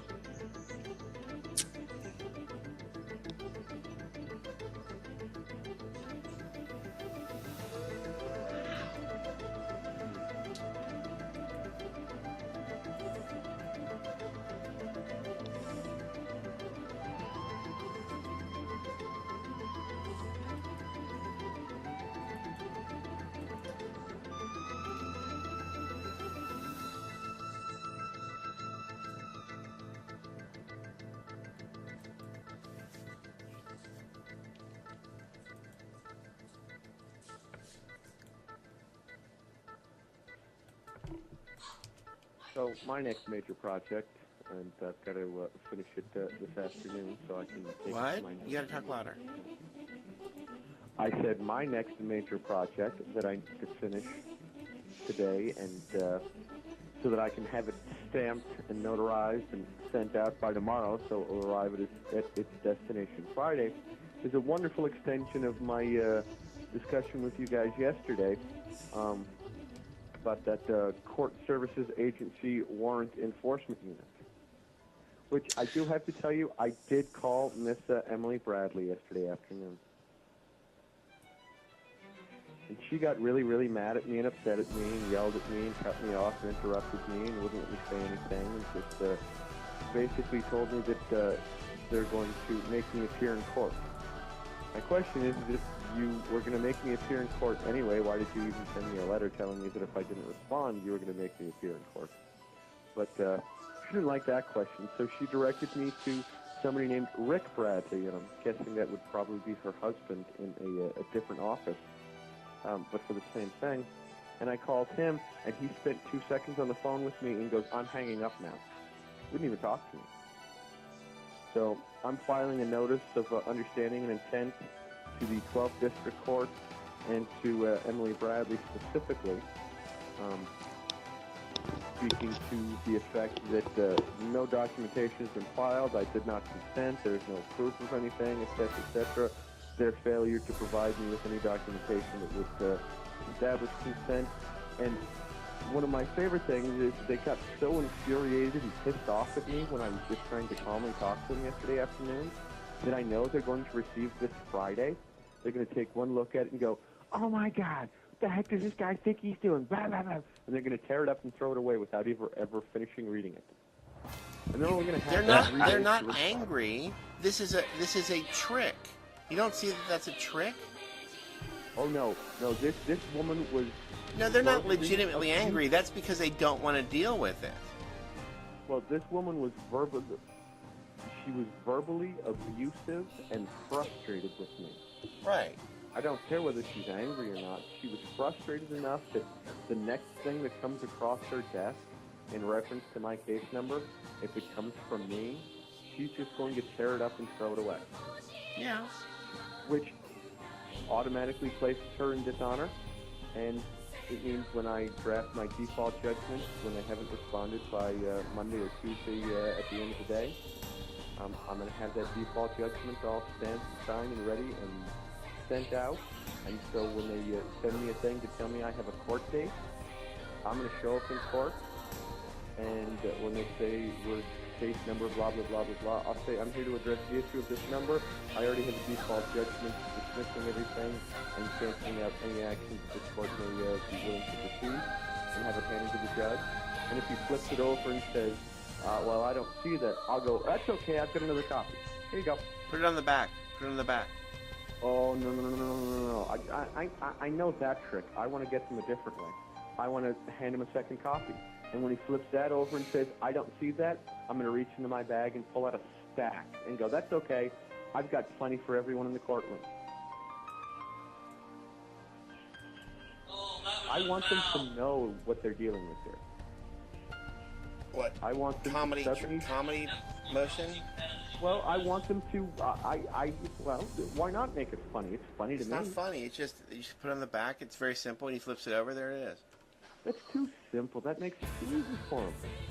That makes it too easy. I want them to feel ridiculed at this point because of what they've done. They deserve. I don't want to just slip in and slip out. I want them to, once I've left, go, oh my God, we're idiots. They're not going to do that. Yeah, but enough people in the audience, though. Audience? They'll go, it's a public court. There'll be people sitting there. Audience, though. Yeah, it's an audience. I was an audience to other people's court proceedings. Oh, the most! I want them to feel as completely inept as they actually are. And I want to hand a copy out to every single person that's in the room. That's okay, Judge. I've got enough for everybody. Would you please hand these out? And just have a friend of mine there who just starts handing them out and go, hey, if you can't see it, I'll read it into the record for you. Okay, well, that's one stunt. They'll put you in contempt of court. How? How can I be held in contempt of court? I haven't held the court in contempt. Oh, my. Da-da-da-da-da-da. You're not making this enough fun, Ronnie. This should be our opportunity to It's be not able fun. to go. It is. It's not It's fun. It's absurd. not amusing. It's not a comedy court. It's not nothing. None of these things are valid there, Don. Thank you. He has all these like delusional ideas. This comedy court. I mean, he thinks it's funny and it's ridiculous. He thinks he's making some kind of a statement. Oh, of course he's fun. Not fun. Right? That's what I'm saying. Of course Leave it's me alone. fun. Get off my It has back to and be leave fun. me alone. If we take this, He wants out. He wants out. Right. Yeah. If we take this as seriously as they do, then we've lost. You If know, it's a kangaroo court, well, let's go ahead and play kangaroo court with them. they're not taking it seriously. They're just being abusive and psychotic, and you're going along with it. I don't see how putting them into the position where they suddenly feel stupid is going along with that. I mean, the judge wants to be able to ignore things. Okay, I'll give you the opportunity to ignore it once. I will give you the opportunity to do what is right once. And then if you don't, I'm not going to let you ever forget it. I wanna find you guilty and imprison you myself. Okay, do that.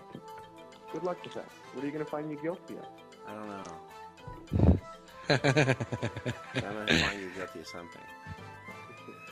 I'm guilty of having too much fun at their expense. It's not amusing. It's entirely... Don Let me Perrier watch- Court, JPG. I gotta have a look at this. Oh. Yeah, that could be done.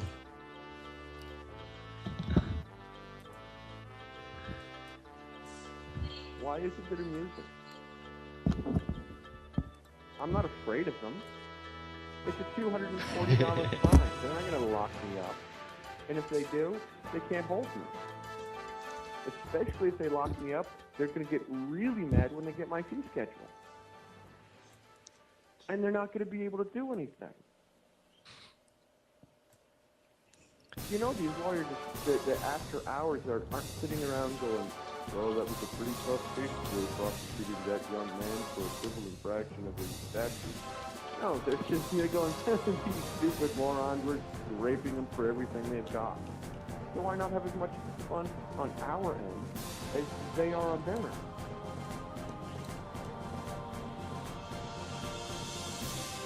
I mean, these people look down their noses at us every single day. Why not give them a comeuppance? And I don't mean, I don't have to be physically violent or attacked or abusive in the way that they are. I just have to make sure that they know that I can't be intimidated. And what's the greatest way to diffuse intimidation? Laughing. They hate that even more. Okay, than stop. if you I just- have a tremendous headache now.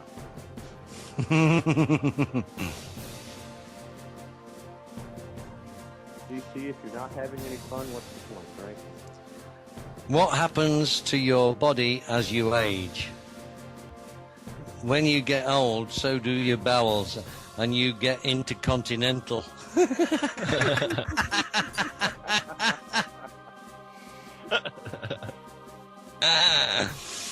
So that was a particularly good one. In a democratic society, how important are elections? Answer: very important. Sex can only happen when a male gets an election. Good.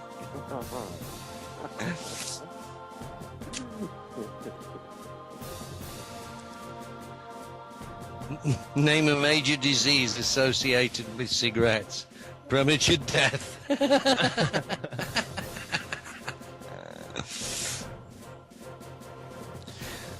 How can you delay milk turning sour? Keep it in the cow. I was going to say leave it in the breast, but yeah, that works too.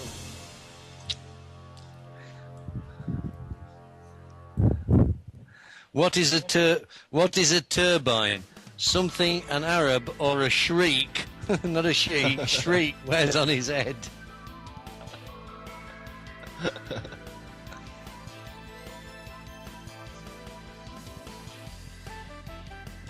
A caesarean section is a district in Rome. What is a seizure? A Roman emperor.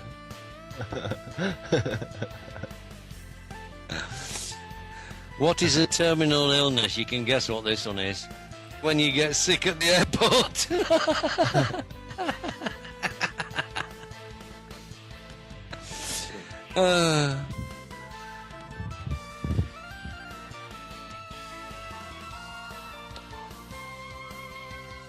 Good one, Maggot. I enjoyed that.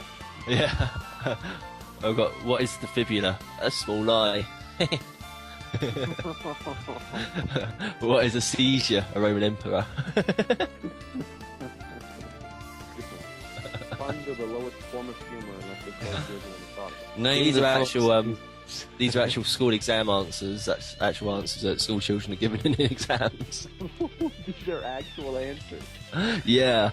Answers to questions set in last year's GCSE examination in England, and it's taken from 16-year-olds. I like the picture from what is it, Sparta? No, 300. He goes, "This is confusing." He done like a pencil painted picture of it. I remember one exam I got so bored. It was like chemistry or something. I knew nothing about it. I got so bored I just started to do a space shuttle launching. It took me most of an hour drawing that picture because I had to stay there for an hour and a quarter. So I spent an hour just drawing this picture on the exam papers. It was just like the rest. It was like my answer. Just I was some rubbish anyway. How do I mark these things Exhibit A? Do I just put a stamp on it or something? Yeah, just mark it Exhibit A. Write on it, literally, write on it Exhibit A, Exhibit B, Exhibit C.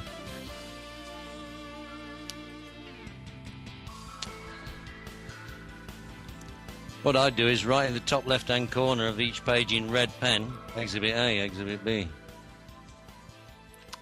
There's more than one page to this thing. Yeah, there's loads of pages. Yeah.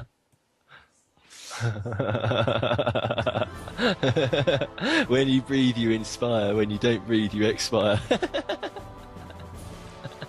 That's almost a good quote. National Security Alert, sensitive information.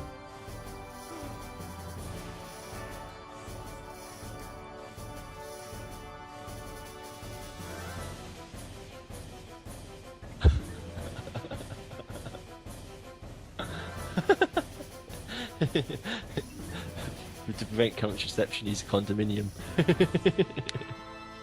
It really makes sense. It's just like Roman words.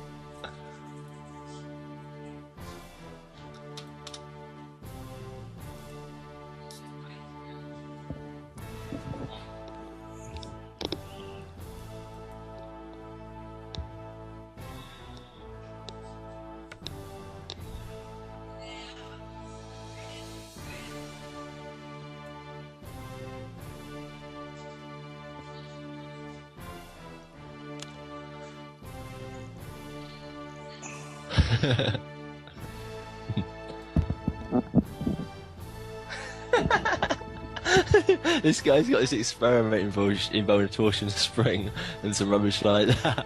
And then he's got to draw on the ramp leading to the torsion spring an elephant. And then for his answer, he's put, no, there is an elephant in the way. He got knocked marks for it. There's an elephant in the way. He's drawn an elephant in it and then blamed the elephant for the experiment not working. You should get a job working for the New World Order. You can be one of their best scientists. They're always inventing white elephants. I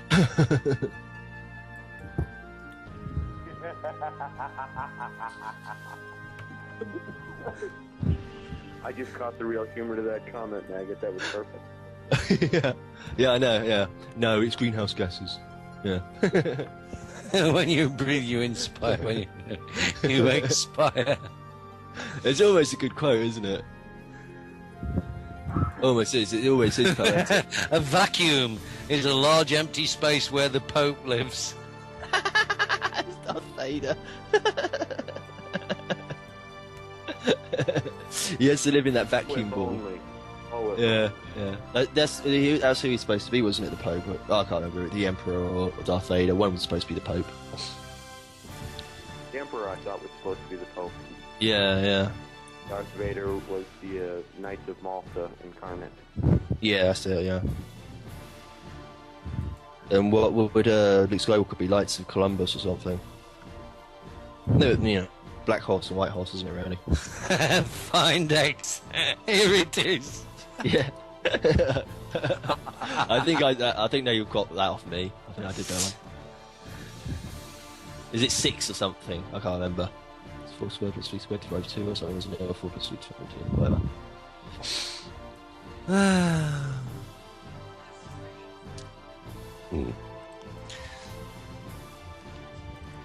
What is a hypotenuse? A hypotenuse. A fat creature that lives in rivers. Getting confused with the hippo, yeah. Hippo news.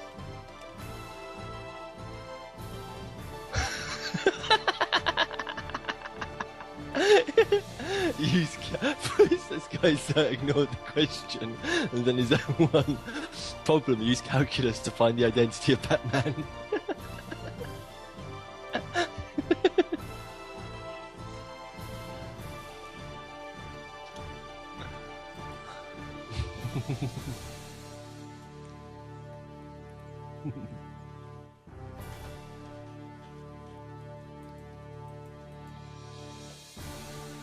You see, the good news is, in a way, I don't know if it is good news, but these people do get marked out for these answers to questions, and they get marked out as creative thinkers. So they might have a really shitty life, but they might end up like working for Secret Services or something like that, because they can take information and reapply it, sort of thing, spin it, whatever. But they might have a really shitty life. They might be totally unmanageable.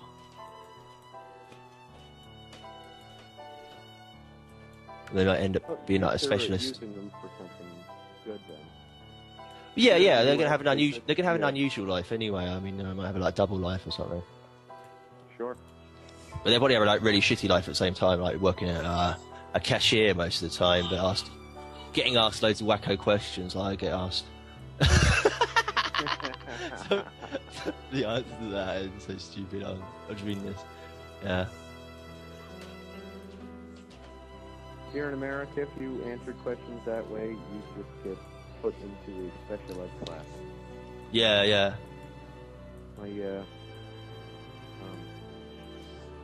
And I hesitate to use the word, my wife, her mother was a school teacher for years, but at one point they had a new family that had moved into the area, and the kids started in the school, and they were from Canada, and she used words like, instead of the common English words like couch, she would use, I can't even think of it right now. Lounge. But it's similar to English, but it's just not Americanized small town English. and they automatically put her into special ed classes because she didn't know the English language. Oh, yeah. Really Yeah, you never know. That might happen nowadays, but they do sometimes end up like working for a place like GCHQ and stuff like that, and end up getting jobs in that sort of service. Who's to say? Yeah. But those things do get noticed. I mean, they don't just get like ignored like they do in America. These people generally, get little marks in the Queen's Big Book of Weirdos. Well, that's because here in America, they're just training everyone to I like that one. To find a woman, you need time and money. Therefore, woman equals time times money. Time is money, so time equals money. Therefore, woman equals money times money. Woman equals money squared. Money is the root of all problems. Therefore, money equals square root of problems. Therefore, woman equals the square root of problems squared. Woman equals problems. And his mark was A+. That's awesome. Obviously, the lecturer had a bad day on the marker. Money is the root of all problems. Money equals the square root of problems. Therefore, woman equals the square root of problems squared. Just, in other words, woman equals problems, yeah. Therefore, woman equals problems. Yeah, I got you. That's perfectly good. To that, I consent.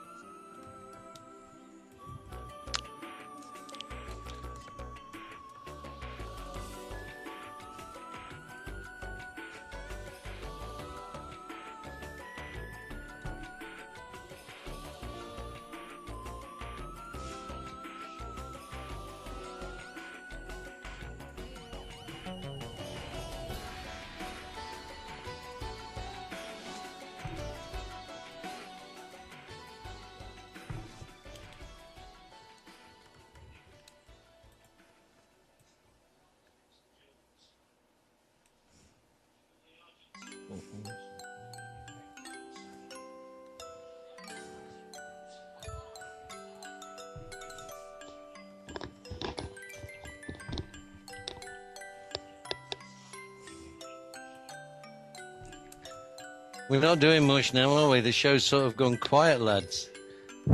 Yeah. Well, I gave Lenny It's a all headache. right. You know how great the music is behind us. It's really great. So come on, lads. I need problems to solve. Okay, that means I need a woman, because woman right. equals problems. Yeah, that's it, yeah. Well, I'm sorry, I apologize. I've just been... I'm just working on my far bundle more here. important things. Send in. And anytime I bring up any of my problems... Speak up, Don. We can't hear you. I said anytime I bring up my problems and my solutions or my ideas or anything, it just gives Lenny a headache. Boring. Boring. Yeah. So come on, boys and girls. What can we talk about now? Let's go through the news. See what's in the news today. I was running that, going through it. The interesting items. Let's see. Guess it's all trivia at the moment. Abolishment of Israel. Poi Poises and brink of extinction, yawn. Kenya's PM has head operation, yawn. Probably a bit ironic as well. Senator Byrd, a horribly cruel, sadistic Satanist. Oh. He's gone to meet his maker. Or his baker. His baker. Yeah. Has in he the died oven. or something? He's had the appropriations longer than any of us have been alive. It's incredible. This man, his power. Royal Bank of Scotland tells its clients to prepare for monster money printing by the Federal Reserve Bank. I got one article. It's mildly interesting. Boris Johnson defeats Parliament Square peace camp. I think Boris Johnson is the mayor of London at the moment. Parliament Square is like the area around the Houses of Parliament. London, or do you mean real London? That is the real London. London, not London town. This is, I think, city. I'll have to check, but you know, okay, it's in your link. Yeah, it's where the House of Parliament is anyway. They've got this little Parliament Square, which is like this green area. A High Court judge has ruled that peace protesters camping in Parliament Square must be evicted by 1600 British Standard Time on Friday. Since May, tents and flags have transformed the green into what demonstrators call Democracy Village. Yeah, right. Mayor of London, Boris Johnson, I assume that means City of London, London Town, who brought the action, said the camp caused considerable damage and added that he was pleased with the ruling. But some protesters have vowed to remain in the camp beyond the Friday deadline. Ooh, they like the tasers. Quentin Cross. No, well, they can't afford the tasers now because the Dow Jones has dropped 259 points. Oh, the plunge protection team haven't come into the fray yet. Or maybe it's they haven't. It don't matter. These people are selling like there's no tomorrow. Oh, the bailout schemes or whatever. The bad one to up their sleeves. Yeah, well, they're not working, are they? I don't know. I don't actually know what they're doing. Yeah, I sort of like lost interest in what they're up to. Well, According to the RBS chief, we cannot stress enough how strongly we believe that a cliff edge may be just around the corner for the global banking system. Ooh. Think the unthinkable, he said to investors.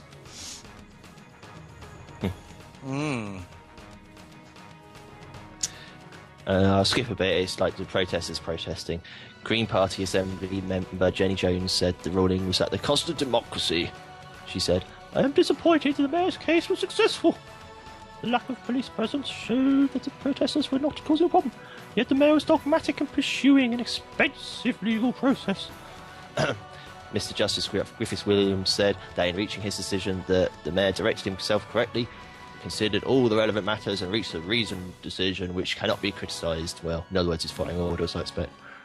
It's like following standard protocol. It's like evicting unwanted tenants, isn't it? Squatters, that's it. The judge ruled that there was pressing social need not to permit an indefinite camp protest on the site to allow others to campaign there.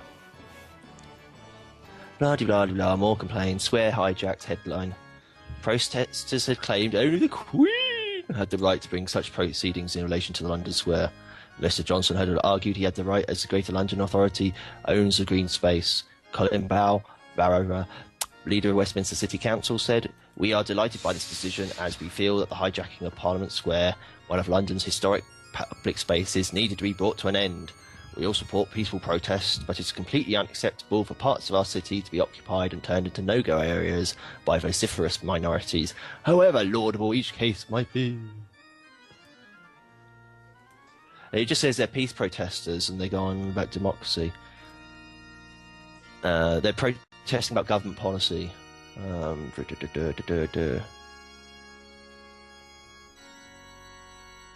No, they're all these really woolly as well, these protesters now. Just like, oh, just stand around, occupy some space, we're protesting.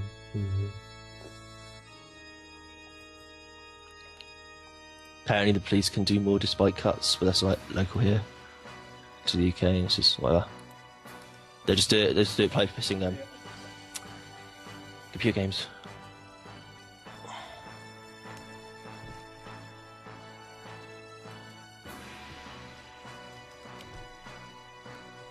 Huh. Oh dear.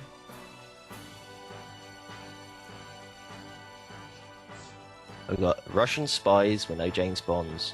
Again, BBC. The funniest aspect of the careers of the 10 alleged Russian agents arrested in the US is how inept they were, and how apparently unsuccessful. So even worse than the Americans. They have not even been charged with espionage. only with not registered as agents or representatives of a foreign government and with money laundering.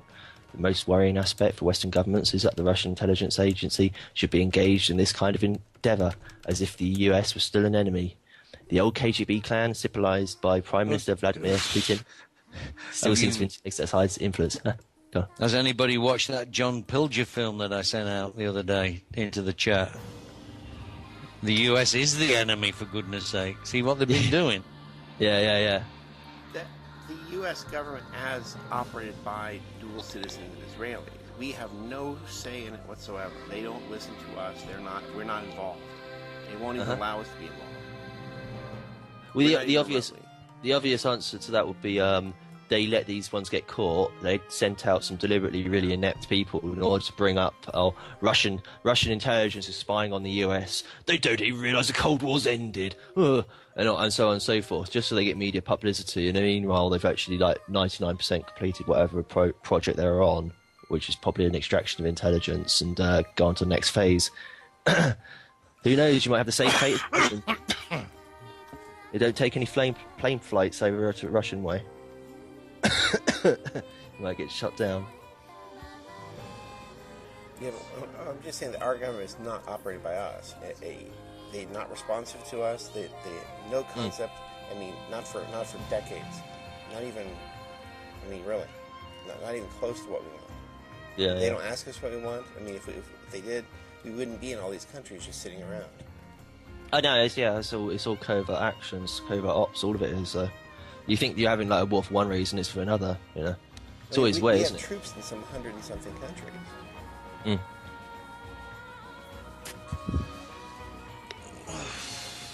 Yeah, this article is playing on the naive side. It says, indeed, if this is the best the Russians could have come up with, it does not say much about their level of penetration of the US government. I mean, also, it could be sticking two fingers up to the US government by saying, you can't actually be bothered investigating you or infiltrating your government. We already done it. We'll just send you these, real tossers. You can, capture them. You can make a big fuss and say we're really useless. But, we got better things to do than worry about the likes of you. Carry on collapsing and dying, America. It's just what do they call it? A false victory? Sort of thing. It's the Russians really are as stupid as we thought. Let's stop worrying about them and concentrate on something else.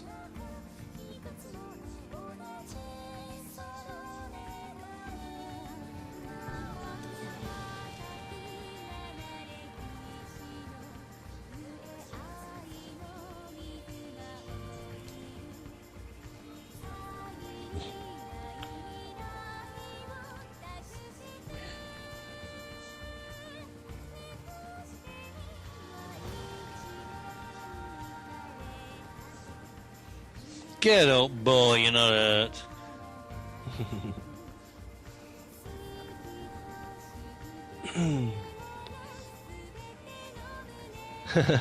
The FBI was bugging and burgling them for years. Well, this sort of stuff happens over here as well. Doesn't really mean anything. They do that to everybody. In a clandestine raid on the home of Richard and Cynthia Murphy. The FBI are so good. They knew exactly who the hijackers were and did nothing to stop them. Oh, that's what I mean. Yeah, they're adding it in this article as if these people are so idiotic. The FBI are onto them all along. They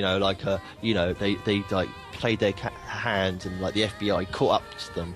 They don't do it with everybody's a Russian passport or whatever. Use a Russian identification. They're a bunch of idiots. Yeah. Oh, the FBI, they're just there to collect extra taxes, aren't they? Well, they're a private investigative organisation with no real power at all. Yeah, that's it, yeah. They're just there to see if you've stamped all your sales receipts or whatever it is they have to do in America. For your sales tax and all that rubbish. Every time you buy something, you've got to keep your receipt, haven't you? And they'll be the people knocking down your door. Are you talking about IRS or...? FBI, I think. No, that's not what the FBI does. It's not. Is that the IRS? Yeah, now, according to the lie, the FBI is just supposed to investigate, and someone else is supposed to arrest. Mm-hmm. They're just supposed to investigate, and just domestically. But, I mean, they're just so far gone from what they're supposed to be doing. No, I know, yeah, they're just... Well, in the old days, you see, MI6 were not supposed to operate in the UK, and the CIA were not supposed to operate in in Outside the US. inside the US, the CIA was supposed to. Oh yeah. You're right, but so now, what used to happen was MI6 would investigate inside the US on behalf of the CIA, and the CIA investigate inside the UK on behalf of MI6. Yeah. So it was nonsense. So now they've changed the rules and allowed everybody to investigate everybody, and it doesn't matter where it is. And so they all cock it up and get nothing done and make mistakes. And well, that's it. I mean, you could like walk down the road and somebody asks you a question that means one thing to one organisation. Then you got to the end of the road, go to the news agents, and somebody asks you a different question on the same topic. You give them an answer, and that's like you've just like given answers to the CIA and MI6. Then they're all fascinated with the most boring trivia sometimes, and it's like you could just given two different answers to the same question. So they'll just like sort of like go and play with that then. Yeah, I mean, it's like, in this town in particular, you just get asked the most obscure questions, and it's like everybody wants to be a spy, and they're all totally amateur at it.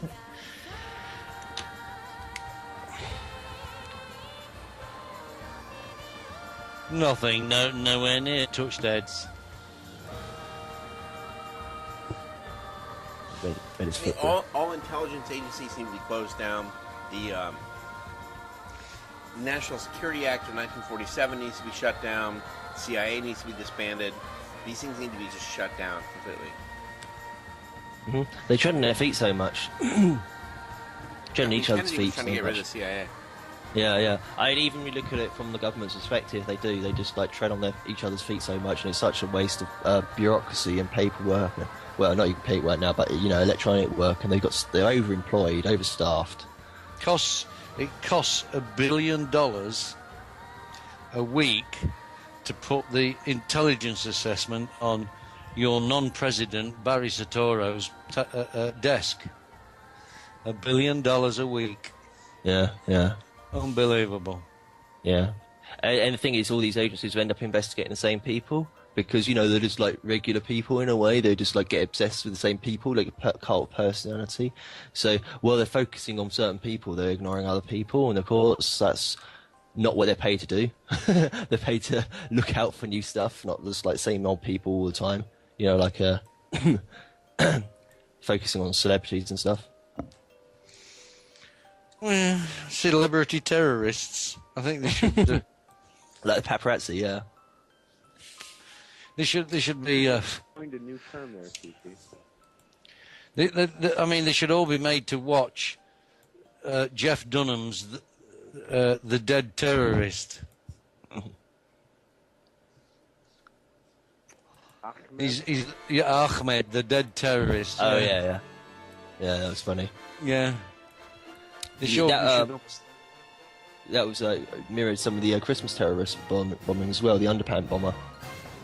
I mean, that was such a cheap ploy to get that scanner in there. That was the biggest joke there is. Yeah. They had every reason to prevent that. It was a total non-event. Completely. And living in Michigan in Detroit at the time, of course, even people here in Michigan knew it was ridiculously stupid. What happened to Don? He keeps mumbling. I've got the microphone right next to my mouth. I'm just on a miserable dial-up connection. Yeah, we'll turn the volume up, dummy. I already have, but you see, I'm not on a standard microphone. I'm on a phone. I think we're going to get any louder than I already am. We're going to have to rename him Cartman.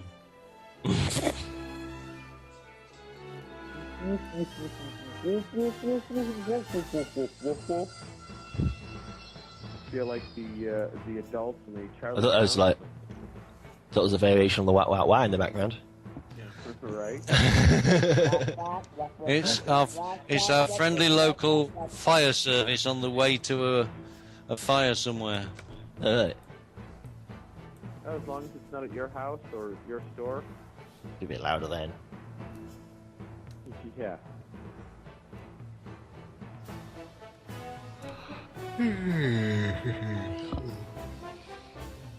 Pretty boring, uneventful day here, huh? Mm.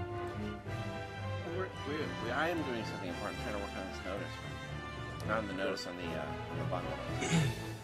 It's kind of boring on the radio. So basically, from the UK's perspective, CIA is okay, but MI6 you should be abroad.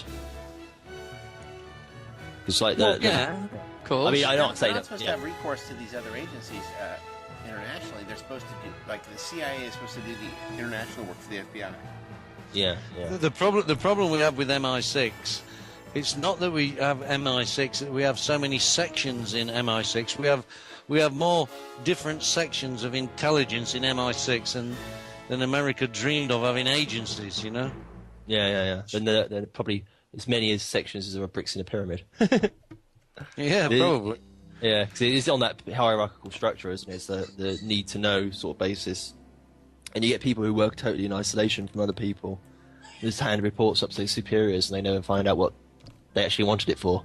It's a whole sort of the prisoner scenario that's sort of explored that sort of mentality. I am not a number. I am a free man. Number 6. Well offside anyway. Tell them. Offside! Offside! What's going on in the Yeah. background? Portugal versus... Look, all those white shirts, they're offside, Selena. Somebody's watching the World Cup. The World Cup, my daughter. She wants Portugal to win.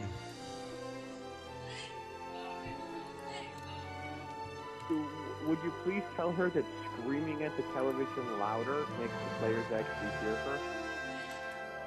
Yeah, well, I always scream at the television, but mainly about to politicians, you know, and They're not about to newsread. start listening. It's just as useless because they don't, it's like the spectator sports. Well, even if they could hear me, they wouldn't take any notice. So what's the point, you know? Yeah. Yeah, you get a raspberry if you're lucky. I find myself pausing movies to yell at the portrayal of characters and actors on screen. People that I watch movies with get very upset with me. I wish we had Don on the show. Yeah. Wouldn't it? Yeah, there's this Muppet in the background. Mumbling. Can you Don, hear me he at used to be a all? host.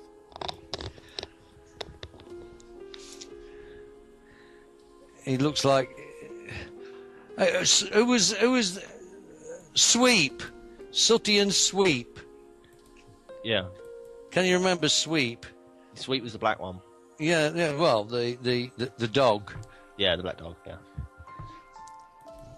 black and white with a black I nose. knew You what know, you're referencing at this is Don's dog, Sweep. Are you a ventriloquist, Don? Hold on. My dummy wants to say something. Yes, he is. You just need to put him through some sort of shock therapy comedy class or something. Just so,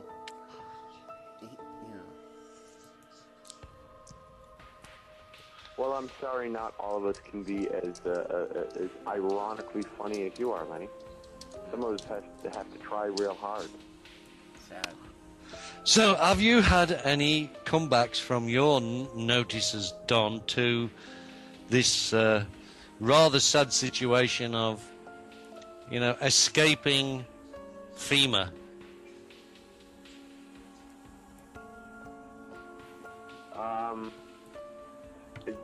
As far as the medical stuff goes? No, the FEMA. Divorce. Oh, as far as that goes, okay. No. I haven't issued any notices as far as that goes, because I'm a firm believer that people have the possibility and propensity for change.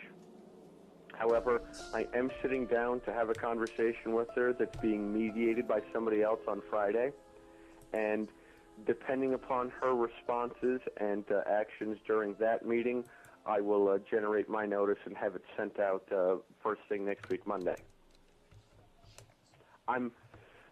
Believe it or not, I actually do love the woman that I married, and I would rather things work out than not. There just have to be some rather major changes made beforehand.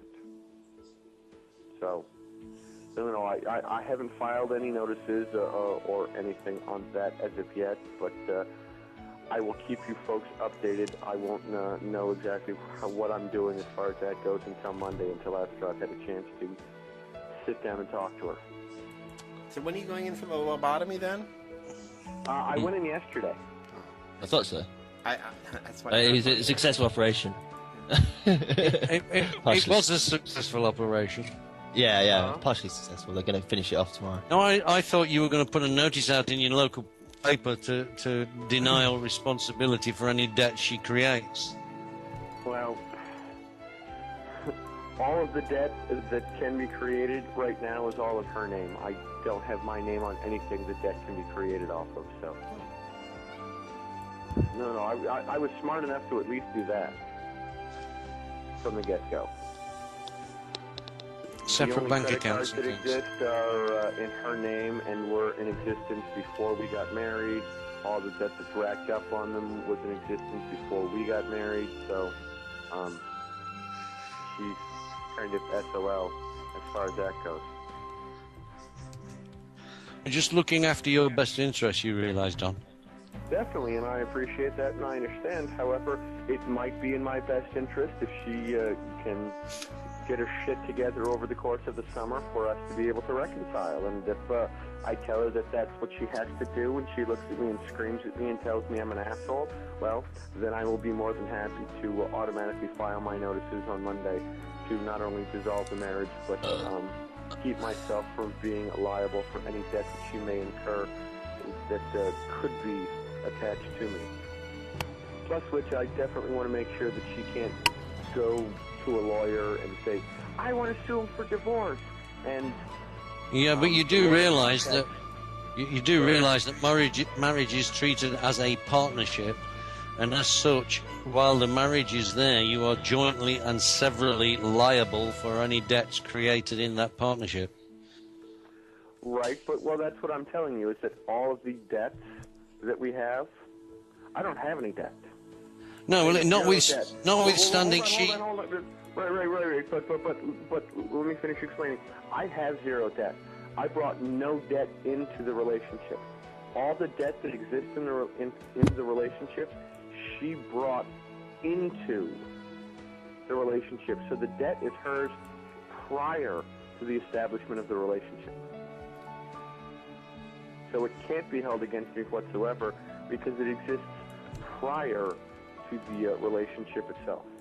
And I will file a notice stating that I am not liable for any of her debts, and I will file a notice of dissolution of the contract of marriage, because what will happen is I will file those things, and I'll send her a copy of the dissolution, and she'll just get pissed off and tear it up and throw it away. And what will wind up happening out of it is that I can have a default judgment issued. Everything's set, dried, done, and taken care of. I reclaim the rights to what is my personal property, excluding anything that I have granted to her for her own purposes or whatever else. And then she can't file for divorce. She can't sue me for alimony. She can't do any of those things to me. But I am giving her until after the ability to sit down and try to discuss this and talk about it in a rational, adult manner as a Friday. If she cannot, if she chooses not to, if she is whatever about it, well, then she's going to wind up paying the recompense price for it. But I see no reason to preemptively do that without the ability of reconciliation.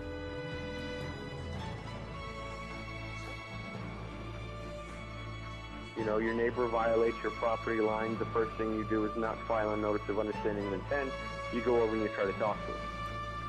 And if they're unreceptive, then you file a notice of understanding and intent. And that's basically where I am with this. She's got one final opportunity to be an adult. And if she can't be an adult, well, then we go through the actual real process. I know, I can hear you all cringing in the background. But... Oh, I don't. Each man to his own, you know? Sure. I'm not bothered. Do something else. Each man to his own. Freeman. right? I got to do what's best and what's right for my situation. And what's best and what's right now is dealing with this as an adult. A child automatically runs out and screams and yells and whines and bitches and moans. An adult goes, okay, can this be resolved? Here's what needs to be done for it to be resolved. If it can't be resolved, I'll take whatever necessary steps exist after that. I think these American women should pay for the crap, the bull crap they believe now, and you should burn her as badly as possible and keep her in debt for the rest of her unnatural life. I'm sick of this garbage. The voice of reason. The voice of misogyny. It's not misogyny. It's self-defense. These women are insane. They've bought Marxist propaganda. This is fundamental to how they act. It's garbage. There's no women in the truth movement. They have no interest in saving America. They want the stuff that's happening. Screw them. When we save the world, they're going to live outside. No electricity, no nothing. And how will the truth movement procreate? I don't care. I don't know what we have to do. They're insane, and since they have no interest in truth, they have no interest in saving America, they don't see there's a problem, and they just want cash. I think we should deport them or something. I don't understand what we can do. It's offensive. Their existence is offensive. You can always drill holes in telegraph poles. I guess. I don't know. We can find some medical answer to avoid them you or Woody the something. Woodpecker, yeah. Maybe we come up with something like that. Some sort of medical answer Oh, yeah. to avoid them. Yeah. Did I say it was anything but for the use of your pecker? Yeah. So I mean Woody the Woodpecker. They're just beyond offensive, these women. You'd have to To be put fair, some not every woman in America is that way. I have Well, met please many find women some that contrary are not that way. examples because I have not seen them. The only thing I can say about My American women, I mean, from all the photographs I've seen of American ladies, I hate to say this, but they have these mouths which like spread from ear to ear, and when they open it, it's ugh. And it's, You know, every it's time about they spreading Marxism again. It's this constant false division thing. They're going to get even for wrongs of the past. It's bullcrap. It never ends. They got blindingly white teeth. Again, that's why when I stumbled across this book that I bought today, I felt it was really, really important to buy it so I could read it. The women who make the world worse and how their radical feminist assault is ruining our schools, families, militaries, and sports. Because it goes through things. The inside flap talks about the author is fed up with women, and the person who authored the book is a woman, by the way, is fed up with women who make the world worse. Women who see gender discrimination in every office, in every classroom, on every sports field, and on every military base. Women who sniff that mothers who stay home with their kids are wasting their lives, that fathers are optional, and that marriage is an oppressive tool to keep women down. Women who ignore the remarkable opportunities American women enjoy and deny the career and family choices they freely make. Women who scream sexism because there aren't enough female firefighters doing the dangerous, demanding work of saving lives. Mm. Fueled by their persecution fantasies, modern feminists have been calling for radical social engineering to eliminate any differences between the sexes. They insist that any sex differences are the result of social construction, not biology, so they want boys and men to be reprogrammed and treated for their pathology. Many of these women are public figures who use their notoriety in acting, pop music, journalism, and politics to spout unfounded bad ideas and harebrained schemes. Consider Jane Fonda's $12.5 million gift to Harvard for anti-male research, Whoopi Goldberg's militant pro-abortion antics and praise for single-parent families, Hillary Clinton's scheme to liberate women by putting their kids into federally funded daycare villages, Justice Ruth Bader Ginsburg complaints about Mother's Day in the Girl Scouts, and columnist Maureen Dowd's bitter rants about why men would rather date a secretary than a boss. That's why I picked up the book, because it's absolutely evidenced, and I agree with you completely, Lenny. There are so many women out there, a gross majority of women, and especially the most vocally outspoken women, are all about ensuring that the communist Marxist agenda gets pushed through because they think that equality means that everyone gets the exact same thing. They don't want it. No. They don't want the exact same thing. They want everyone else held down. They want control. It's just a sickness. They've become a sickness on the planet. Right, but I don't think every woman feels that way. If they don't want it, they should start speaking up right now. We're in an emergency situation here. Well, that's part and parcel of why we're doing this and why we need to... They need to speak up and say, I don't want to be part of the New World Order. I don't want this stuff. And it's got to stop. And this constant denial and, oh, you can't speak, you can't talk about that around here. I mean, it's time to start living outside for them, you know? They'll learn about it. I'm not arguing that there are women that should be eliminated from the discussion. But to just grossly say that all women feel that way and all women act that way is irresponsible. The denial of the New World Order is sickness now. If you're denying it now, you're part of it. I know women that don't deny the New World Order. I'd be thrilled to see that. Let me introduce you to my mother sometime. Let me introduce you to my notary sometime. Let me introduce you to some of the women that I know here in Grand Rapids. Maybe they'll be the few that don't have to live outside. Okay, well, that's great. They're my friends and my family, so that's fine with me. No, I'm saying they'll probably be the few that don't have that problem, but if they can't speak up on the side of justice and freedom and whatever, I mean, we have a country that we need to preserve here, and we don't want to be part of the European Union and the world government and all this stuff too. It's got to stop now. You know. I agree completely, but that's why we can't just sit here and say all and make blanket accusations against all of them. You're missing that it's about personal control, and that's why they do it. They don't even, you know. Well, everything is always about control. That's not what I do. Anyone who wants power is all about control. Anyone who wants to force equality really wants control. They're not trying to force equality. If they were, they wouldn't be doing the things that they do. They want control. They only want it for themselves. But if you listen to what I said anyone who talks about equality really wants control. Well, you said that they want equality. Well, they say they want equality. Yeah. And they've had equality for years. They just want women to be able to be men, and men should have to be women. They want us reprogrammed so that we no longer are subject to what they consider our pathology. The only reason that men are so rude and crude and vicious is because they don't understand. No, it's because we're men. I tell sexist jokes because they're funny. I like looking at women in bikinis and stuff like that because they're sexy. I mean, there's a psychotic woman screaming so loud downstairs just below my apartment that I can hear her. I'm surprised it isn't getting on air. Maybe you should record her sometime. What's she screaming about? Anything important?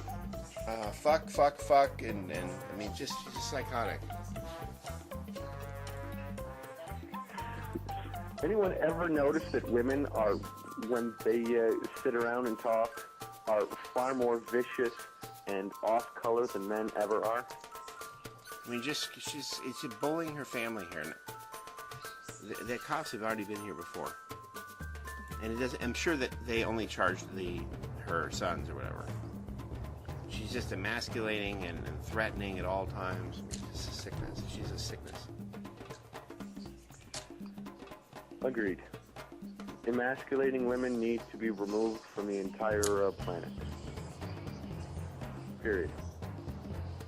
I mean, Woody Allen, he makes a lot of these jokes that the Jews can never find funny, but he referred to his mother as the castrating Zionist. Sure. That's what's so great about a lot of his jokes is that they could never find them funny.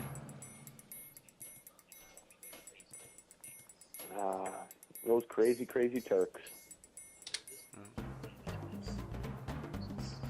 Think they've got everything locked up and under control. we're just locked in a sickness, and without the women on the side of freedom, we're in worse trouble, and it's offensive. They have no right to act the way they do. Well, that's why I'm trying to work evenly between both men and women. I don't see that. I know you don't. Giving extra chances to somebody who's going to take advantage of you and harm you. Acts like an infant.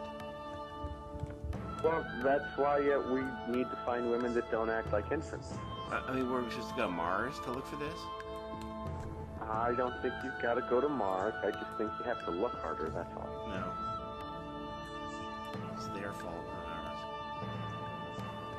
I'll have my, I'll do the show one day from my Notary Public's house, and you can talk to her on air. She only works Mondays and Fridays, so a Tuesday or Wednesday or Thursday or whatever, I'll do the show from her place, and we can run it through Skype and everything. So you can actually have a good connection, and I don't have to hear, is Dawn with us today? And, we'll be able to, you can talk to her, and she'll tell you how much of a misogynist she is. We'll find out where she gets her internet connection. No, she lives in town, so she's on, she's got both wireless and DSL. In fact... Wireless is a matter of you getting a router. It's not... The cable company didn't do that. She lives in town, and the point being that she has actual real access to an internet connection that isn't dial-up.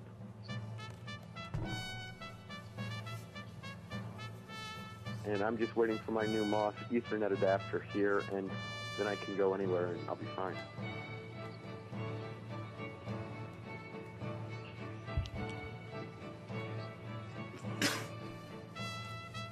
I'm just dying in this land of dial-up. It's oppressive.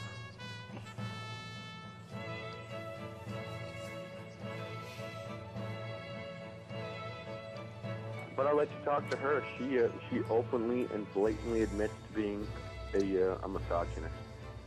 She'll tell you straight up she hates women. It's not a matter of hating women. They hate us. It's the same thing about the Jews. It doesn't matter whether we hate them or not. It doesn't even matter. We're irrelevant. They hate us. They act to harm us. It doesn't matter what we do. In fact, we have no opportunity to argue. And they just hate us and just harm us, and we're irrelevant. And if we say anything, we're nailed by the state in some way. It's the same thing with the women and the Jews. It's an identical situation. They can enforce it with cops. Yeah, which is why when I was asked by friends of mine after the bitch bit me, why I didn't hit her, and my response was, if I had touched her or laid a hand on her, I would be in jail right now. Right. If I had called the cops... They would have laughed at you. They wouldn't have come and taken anything. Nope. I always hear about how, of course they deal with the crime when women commit crime. No, they don't. They have a political bias forced on them, and like they gleefully do it. For sure. They want to make sure that they're protecting women because obviously no man can do it. It has to be the state. We're talking about Ma Baker now, are we? Well, it just helps them make any false claim they want to. Right. For sure. Well, but that's the whole process of all of it, is that anyone who's making a false claim, as long as they have the backing of the police, it's 100% substantiated. You make a real claim, and if it's not backed by the police, you're just ridiculed. If I called 911 and had cops come out because of the bite mark on my hand, that have laughed at me, that have told me to grow up and be a man. Yeah. Oh, but yeah. if my wife had so much as a small bruise on her leg that she got by bumping into the coffee table and claimed that I had hit her, I'd be sitting in a jail cell. Right. Good thing there's equality under the law. But that's all part of this pro-feminist agenda that's been hammered into things since the 1960s. feminism is one step away from communism.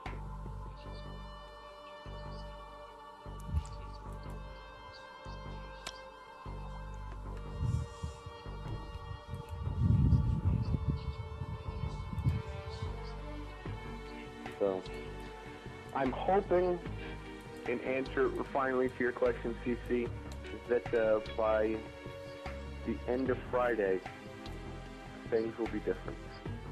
But I have a near certainty that it won't be.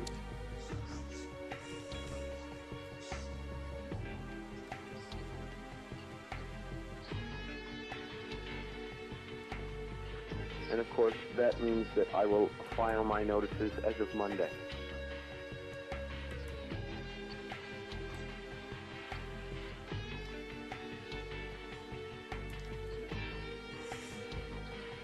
So shall we get to our favorite topic? What? Jew bashing? No, just it's not because the Jewish religion has no defense to it, by the way. But I don't know. I just hate the whole concept. It needs to be exposed because there's no defending it. The idea that there's no racism to it.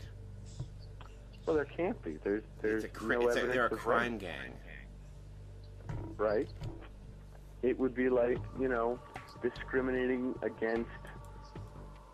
They're not a group. They're not a cohesive. What do you call it? Ethnicity. It's more of a crime gang. They're not a race.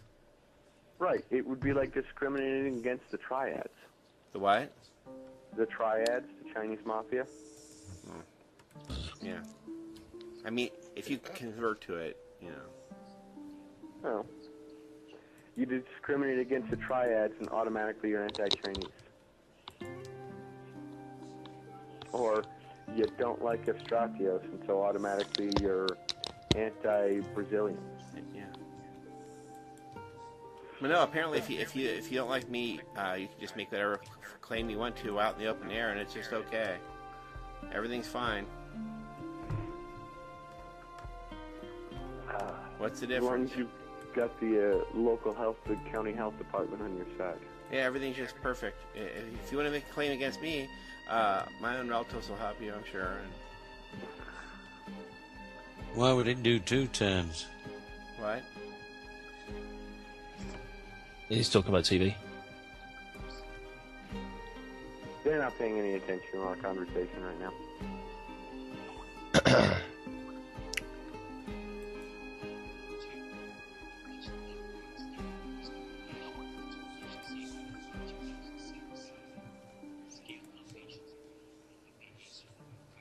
Do you think I need the certified mail receipts in with this?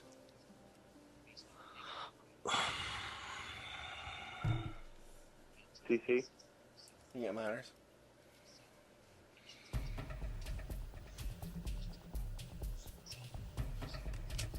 Hey, they have CCTV in Barbados? I don't know. I don't know about that. Maybe CC is a CCTV in Barbados. Could be. Yeah. Runs around with binoculars. I saw you do that. Right, come over here. Saw you. Yep, saw you. What's your name? What you got on you? What you got? How much rum? In the boot, yeah. We're gonna have to confiscate that. Now, if you want to retain possession of it, I'm gonna have to charge you. But if you let me just confiscate it, I'll let you go with the warning. Exactly, yeah. Like in the good old days, Boss Hog. And Dukes of Hazzard. Right. Man, I've gotten pulled over and had my car searched, and they've come across paraphernalia in the car and everything else, and they're like, so, what's this all about? And I'm like, yesterday was 420. What's your point? They're like, well, here's the deal. You can either retain possession of that and we'll arrest you, or you can give us all of those pieces of paraphernalia in that bag and we'll let you go. And I'm going, you guys really are desperate to get high, aren't you? Yeah, paraphernalia means then you had paraffin, so snorting paraffin. Right? Well, that's glass, man. That's not paraffin. I don't see how you can snort glass, but yeah. Confuse paraffin with cocaine. Yeah. They confuse paraffin with cocaine. It's an easy mistake to make. Anyone could do it.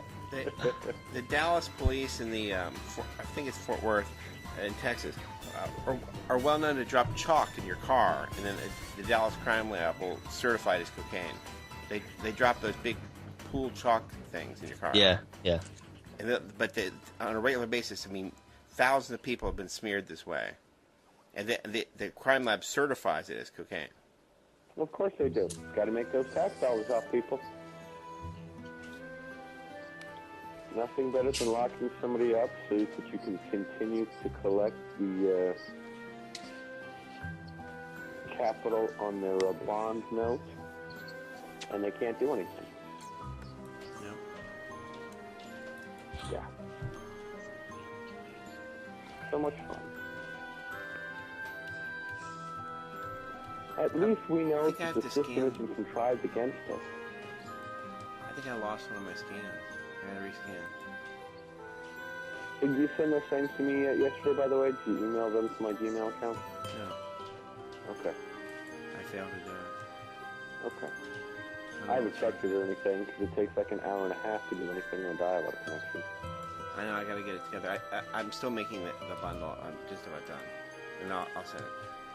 Right, you send that to me and I'll be able to look at it by Friday. So I'm just making very, very small, very low depth copies of all this stuff. So that then the file size becomes very small. And they print really well. Cool. You do, of course, realize that the reason that and I hope you guys haven't deleted them or anything, the reason that I sent you those pictures of my hands is that in case something happens. I know. Yeah, that's very important. These things don't exist. I can go, hold on a second. Because they love to pull that stunt about, well, where's the evidence? It doesn't exist. Right, and I wanted to make sure that even if the camera gets smashed and destroyed and the memory card gets ruined and they seize my computer, I sent it off to people immediately to be able to make sure that that evidence exists out there. Yeah, my wife hates you, by the way, Lenny. Me? Yep. Why? She never talked. She did talk. I put her on the radio. Did you hear that? Nuh-uh. I just as sort of a joke. One of the shows on the tape, I called and she pretended she didn't know who we were. And really? So I put that on before the music started so people could hear that. Wow. It's on one of the episodes. She really doesn't like you. Really? For someone who's only never talked to me ever, really? Well, she doesn't like you because she knows that I will be open and honest and talking with you about stuff. But she mentions me specifically, someone who she does not even know? Yeah, she has actually told me specifically. She goes, yeah, and that Lenny guy that you talked to? I think kind of Lenny. It's not right. No, she really doesn't like you because obviously you're taking away from the time that I should be out earning debt notes so that she can have things. Yeah, but, well, see, that's back to the whole thing about these women only want cash. Right. They're whores who want cash, and everything you do is wrong, and, Absolutely. They want cash. Right. They make it that way. I'm sorry. Whore is really the correct definition at this point. Well, yeah. For these American women who want this, they want cash. All you need is cash. Do. All you need is cash. That's right. Do. All you need is cash. Cash. Yeah. Cash is all you need. That's the Ruddles, but right. I love do. the Ruddles. I have the Ruddles. They had a sequel to the big Ruddles movie. It's not that great, but there are a lot of good jokes in it. But it's Can't Buy Me Lunch. I haven't seen that. That's really quite good. Yeah. And it's not brilliant like the first one was, but it's still fun. Is it still Michael Palin and Eric Idle? Yeah. have to check it out. Just download What do you? it when you get a real internet connection. Yeah, right. Exactly. Exactly. Of course, the nice thing is now I don't have to worry about her screaming about my computer. Is my paper a notice of understanding intent, or what do I title it? Is CC Are you there? asking me or CC? Is he there? I don't know. Caribbean Critic, are you with us?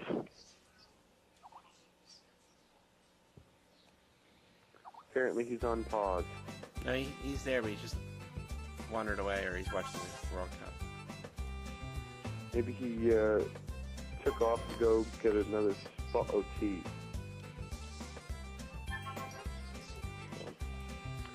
Yeah, if this whole relationship terminates itself out, I will probably not ever get married again. Unless I can marry somebody who completely supports the truth movement. That's Which important. means I probably won't ever get married again.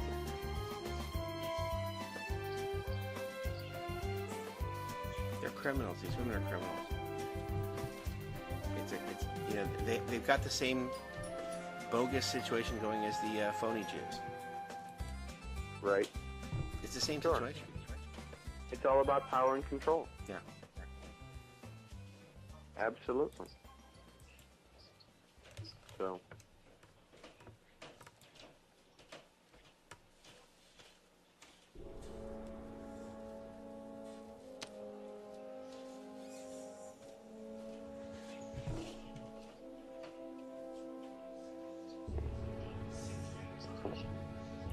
I'm going to title it Ex parte motion. Okay, that's probably the best bet. Because it's not really a notice at this point. You've already done all your notices and your default I'm just sickened that they've been ignored. You're just what? Sickened that they've been ignored. Why would you be sickened by that? Ultimately, that's what you want them to do. No, but they think they can just force me into court. I have no intentions of going into a courtroom. Well, that's what they're trying to do to me right now, and that's why I'm going to, send my notices off and get that handled and taken care of, and then when the default judgment comes, I'm going to send that off. And the only reason that I would go into court with those multiple copies that I talked about earlier is if they drag me into court in handcuffs. And I just want to make sure that if they do, I can present actual documentation of a default judgment that exists prior to their attempt to arrest me and put me under duress and everything else.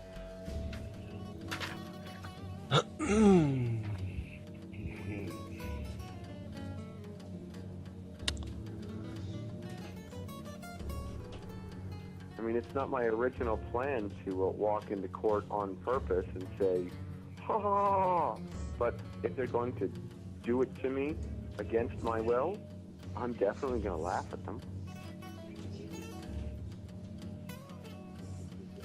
Zero evidentiary evidence, zero ability, and pure existence of a default judgment. Why shouldn't I laugh at them? They've hamstrung themselves. But that's one of the reasons that I wanted to, I wondered if CC knew exactly where that documentation was stating that a judge has to state their oath of office and bond on record if requested. Because if I do wind up in court for any reason whatsoever, the first thing that I'm going to do is ask him to do that. And if he fails to do it, I'm going to dismiss the whole case right then and there. It's the idea that you have to have multiple levels of your own personal defense / attack because they've got so many that they're operating out of. Why let them have the deck stacked in their favor and only take the cards that they hand to you? Why not show up with your own deck? No. We're playing with my deck. Thank you very much. Not your stacked and marked one. Let's use the one that is unopened that I just bought yesterday.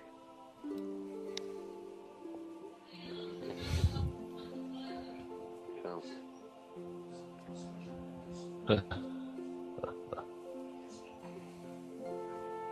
I heard your chuckle in the background, Maggot. Oh, yeah. So it doesn't do this. Anything else you find interesting in the news today for us?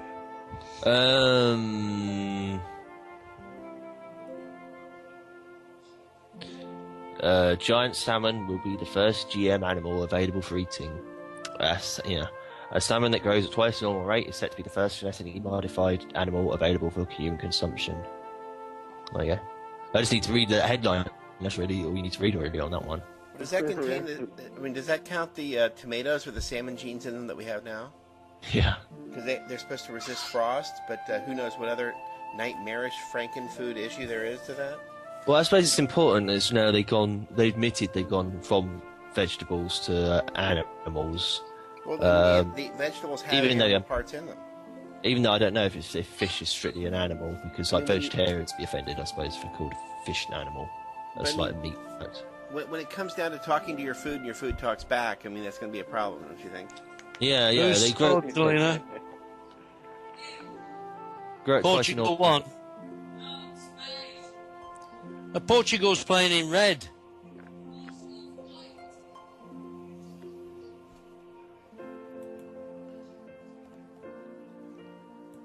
England out of the World Cup now, aren't they? Out. Yeah, so's America. Yeah, but soccer is just irrelevant to Americans. It's just garbage. Well, yeah, since you've been kicked out of the World Cup, it is. Well, no, we never cared in the first place. Yeah. Soccer, you say that now. Soccer is for children. Say that now. We don't care about soccer. Yeah, you say that now. True, though.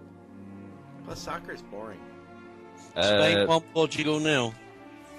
Oh yeah. Soccer's always been boring. Football's always been boring. It doesn't mean you're all obsessive about it in America. And plus, it's bread and circus. We have real important problems, and to sit there and think about soccer. Yeah, you got American football. No. I mean, we have people in 10 cities. Yeah. They don't talk that much. I've got a headline: Pope causes outrage for condemning church abuse raids in Belgium. It's in the Guardian. Pope Benedict XVI.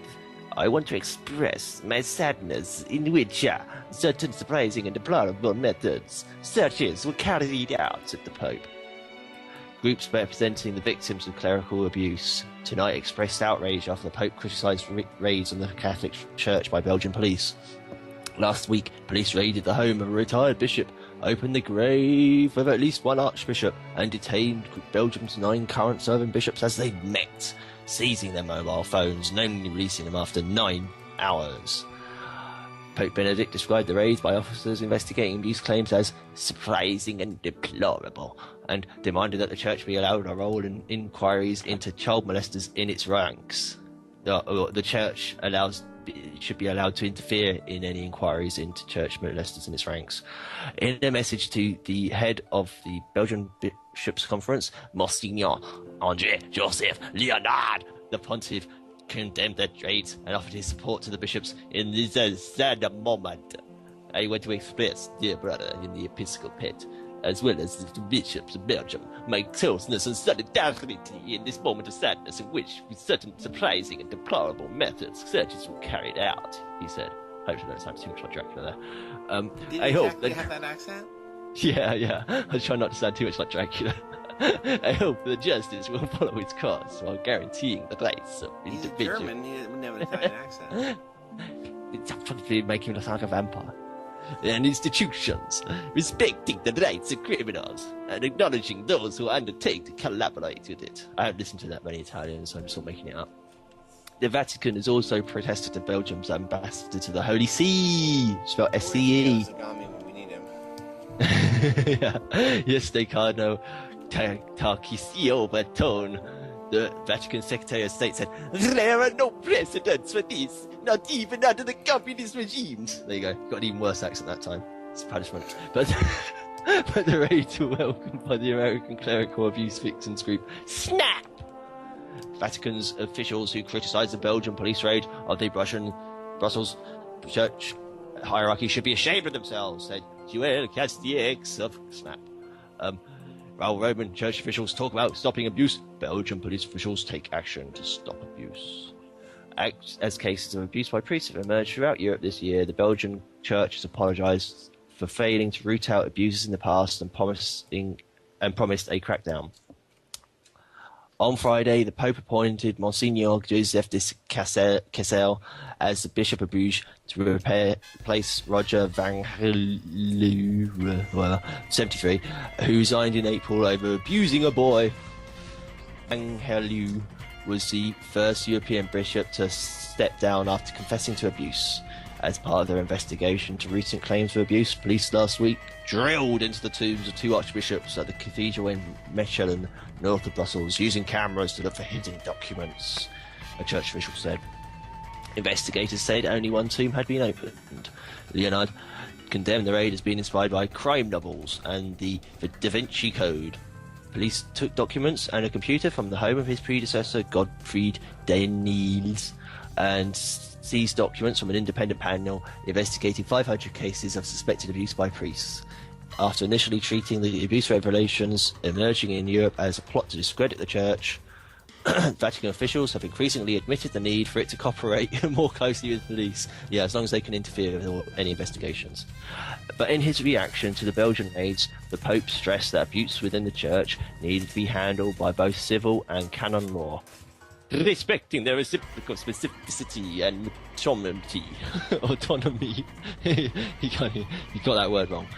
Avenir, the newspaper of the Italian Bishops' Conference, went further, claiming the police investigation went beyond the legitimate requirements of justice and was a sign of a secular government's desire to attack the Church in its entirety by a secular government. See the end of the article. Post link. Yeah. A lot of fuss and bother, but I think they're starting to get a bit worried because now they want to start interfering with police investigations. It's ridiculous. It's a child abuse allegation, so they just go at it like they would with any other child abuse allegation. The same methods are going to apply with the Vatican as the methods they'd use anywhere else. I think. See, I don't understand. Aren't they human beings like everyone else? That they're not subject to the law somehow. Well, that's it. Yeah. The 3 laws even that they cannot be prosecuted for these things. What, laws for them and laws for us? That's 2 laws. Aren't there? If we're subject to the law, are they not subject? They're exempt from the law in some way. I saw that in Beckett a long time ago. I mean, what is the deal? I don't understand how they could be exempted from the law.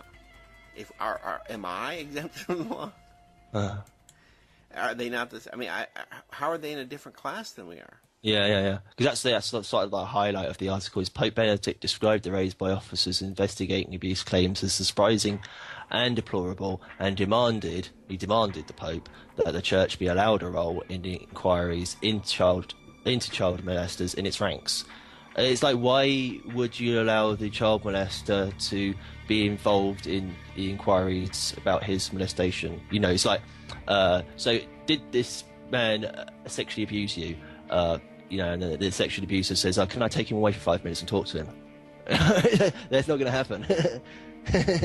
Twist their arm in the background or something, I'll break your neck if you spill the beans on me. It's ridiculous. They won't be allowed they shouldn't be allowed any sort of special treatment just because they're the Catholic Church. Or that they're any kind of clergy. I don't understand the difference.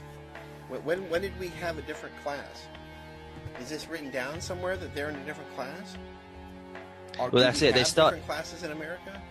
They're starting to get their back up because normally they wouldn't even bother making a particular announcement about it because they're just like, we'll just pay them off or whatever, How does pay them off fix the problem?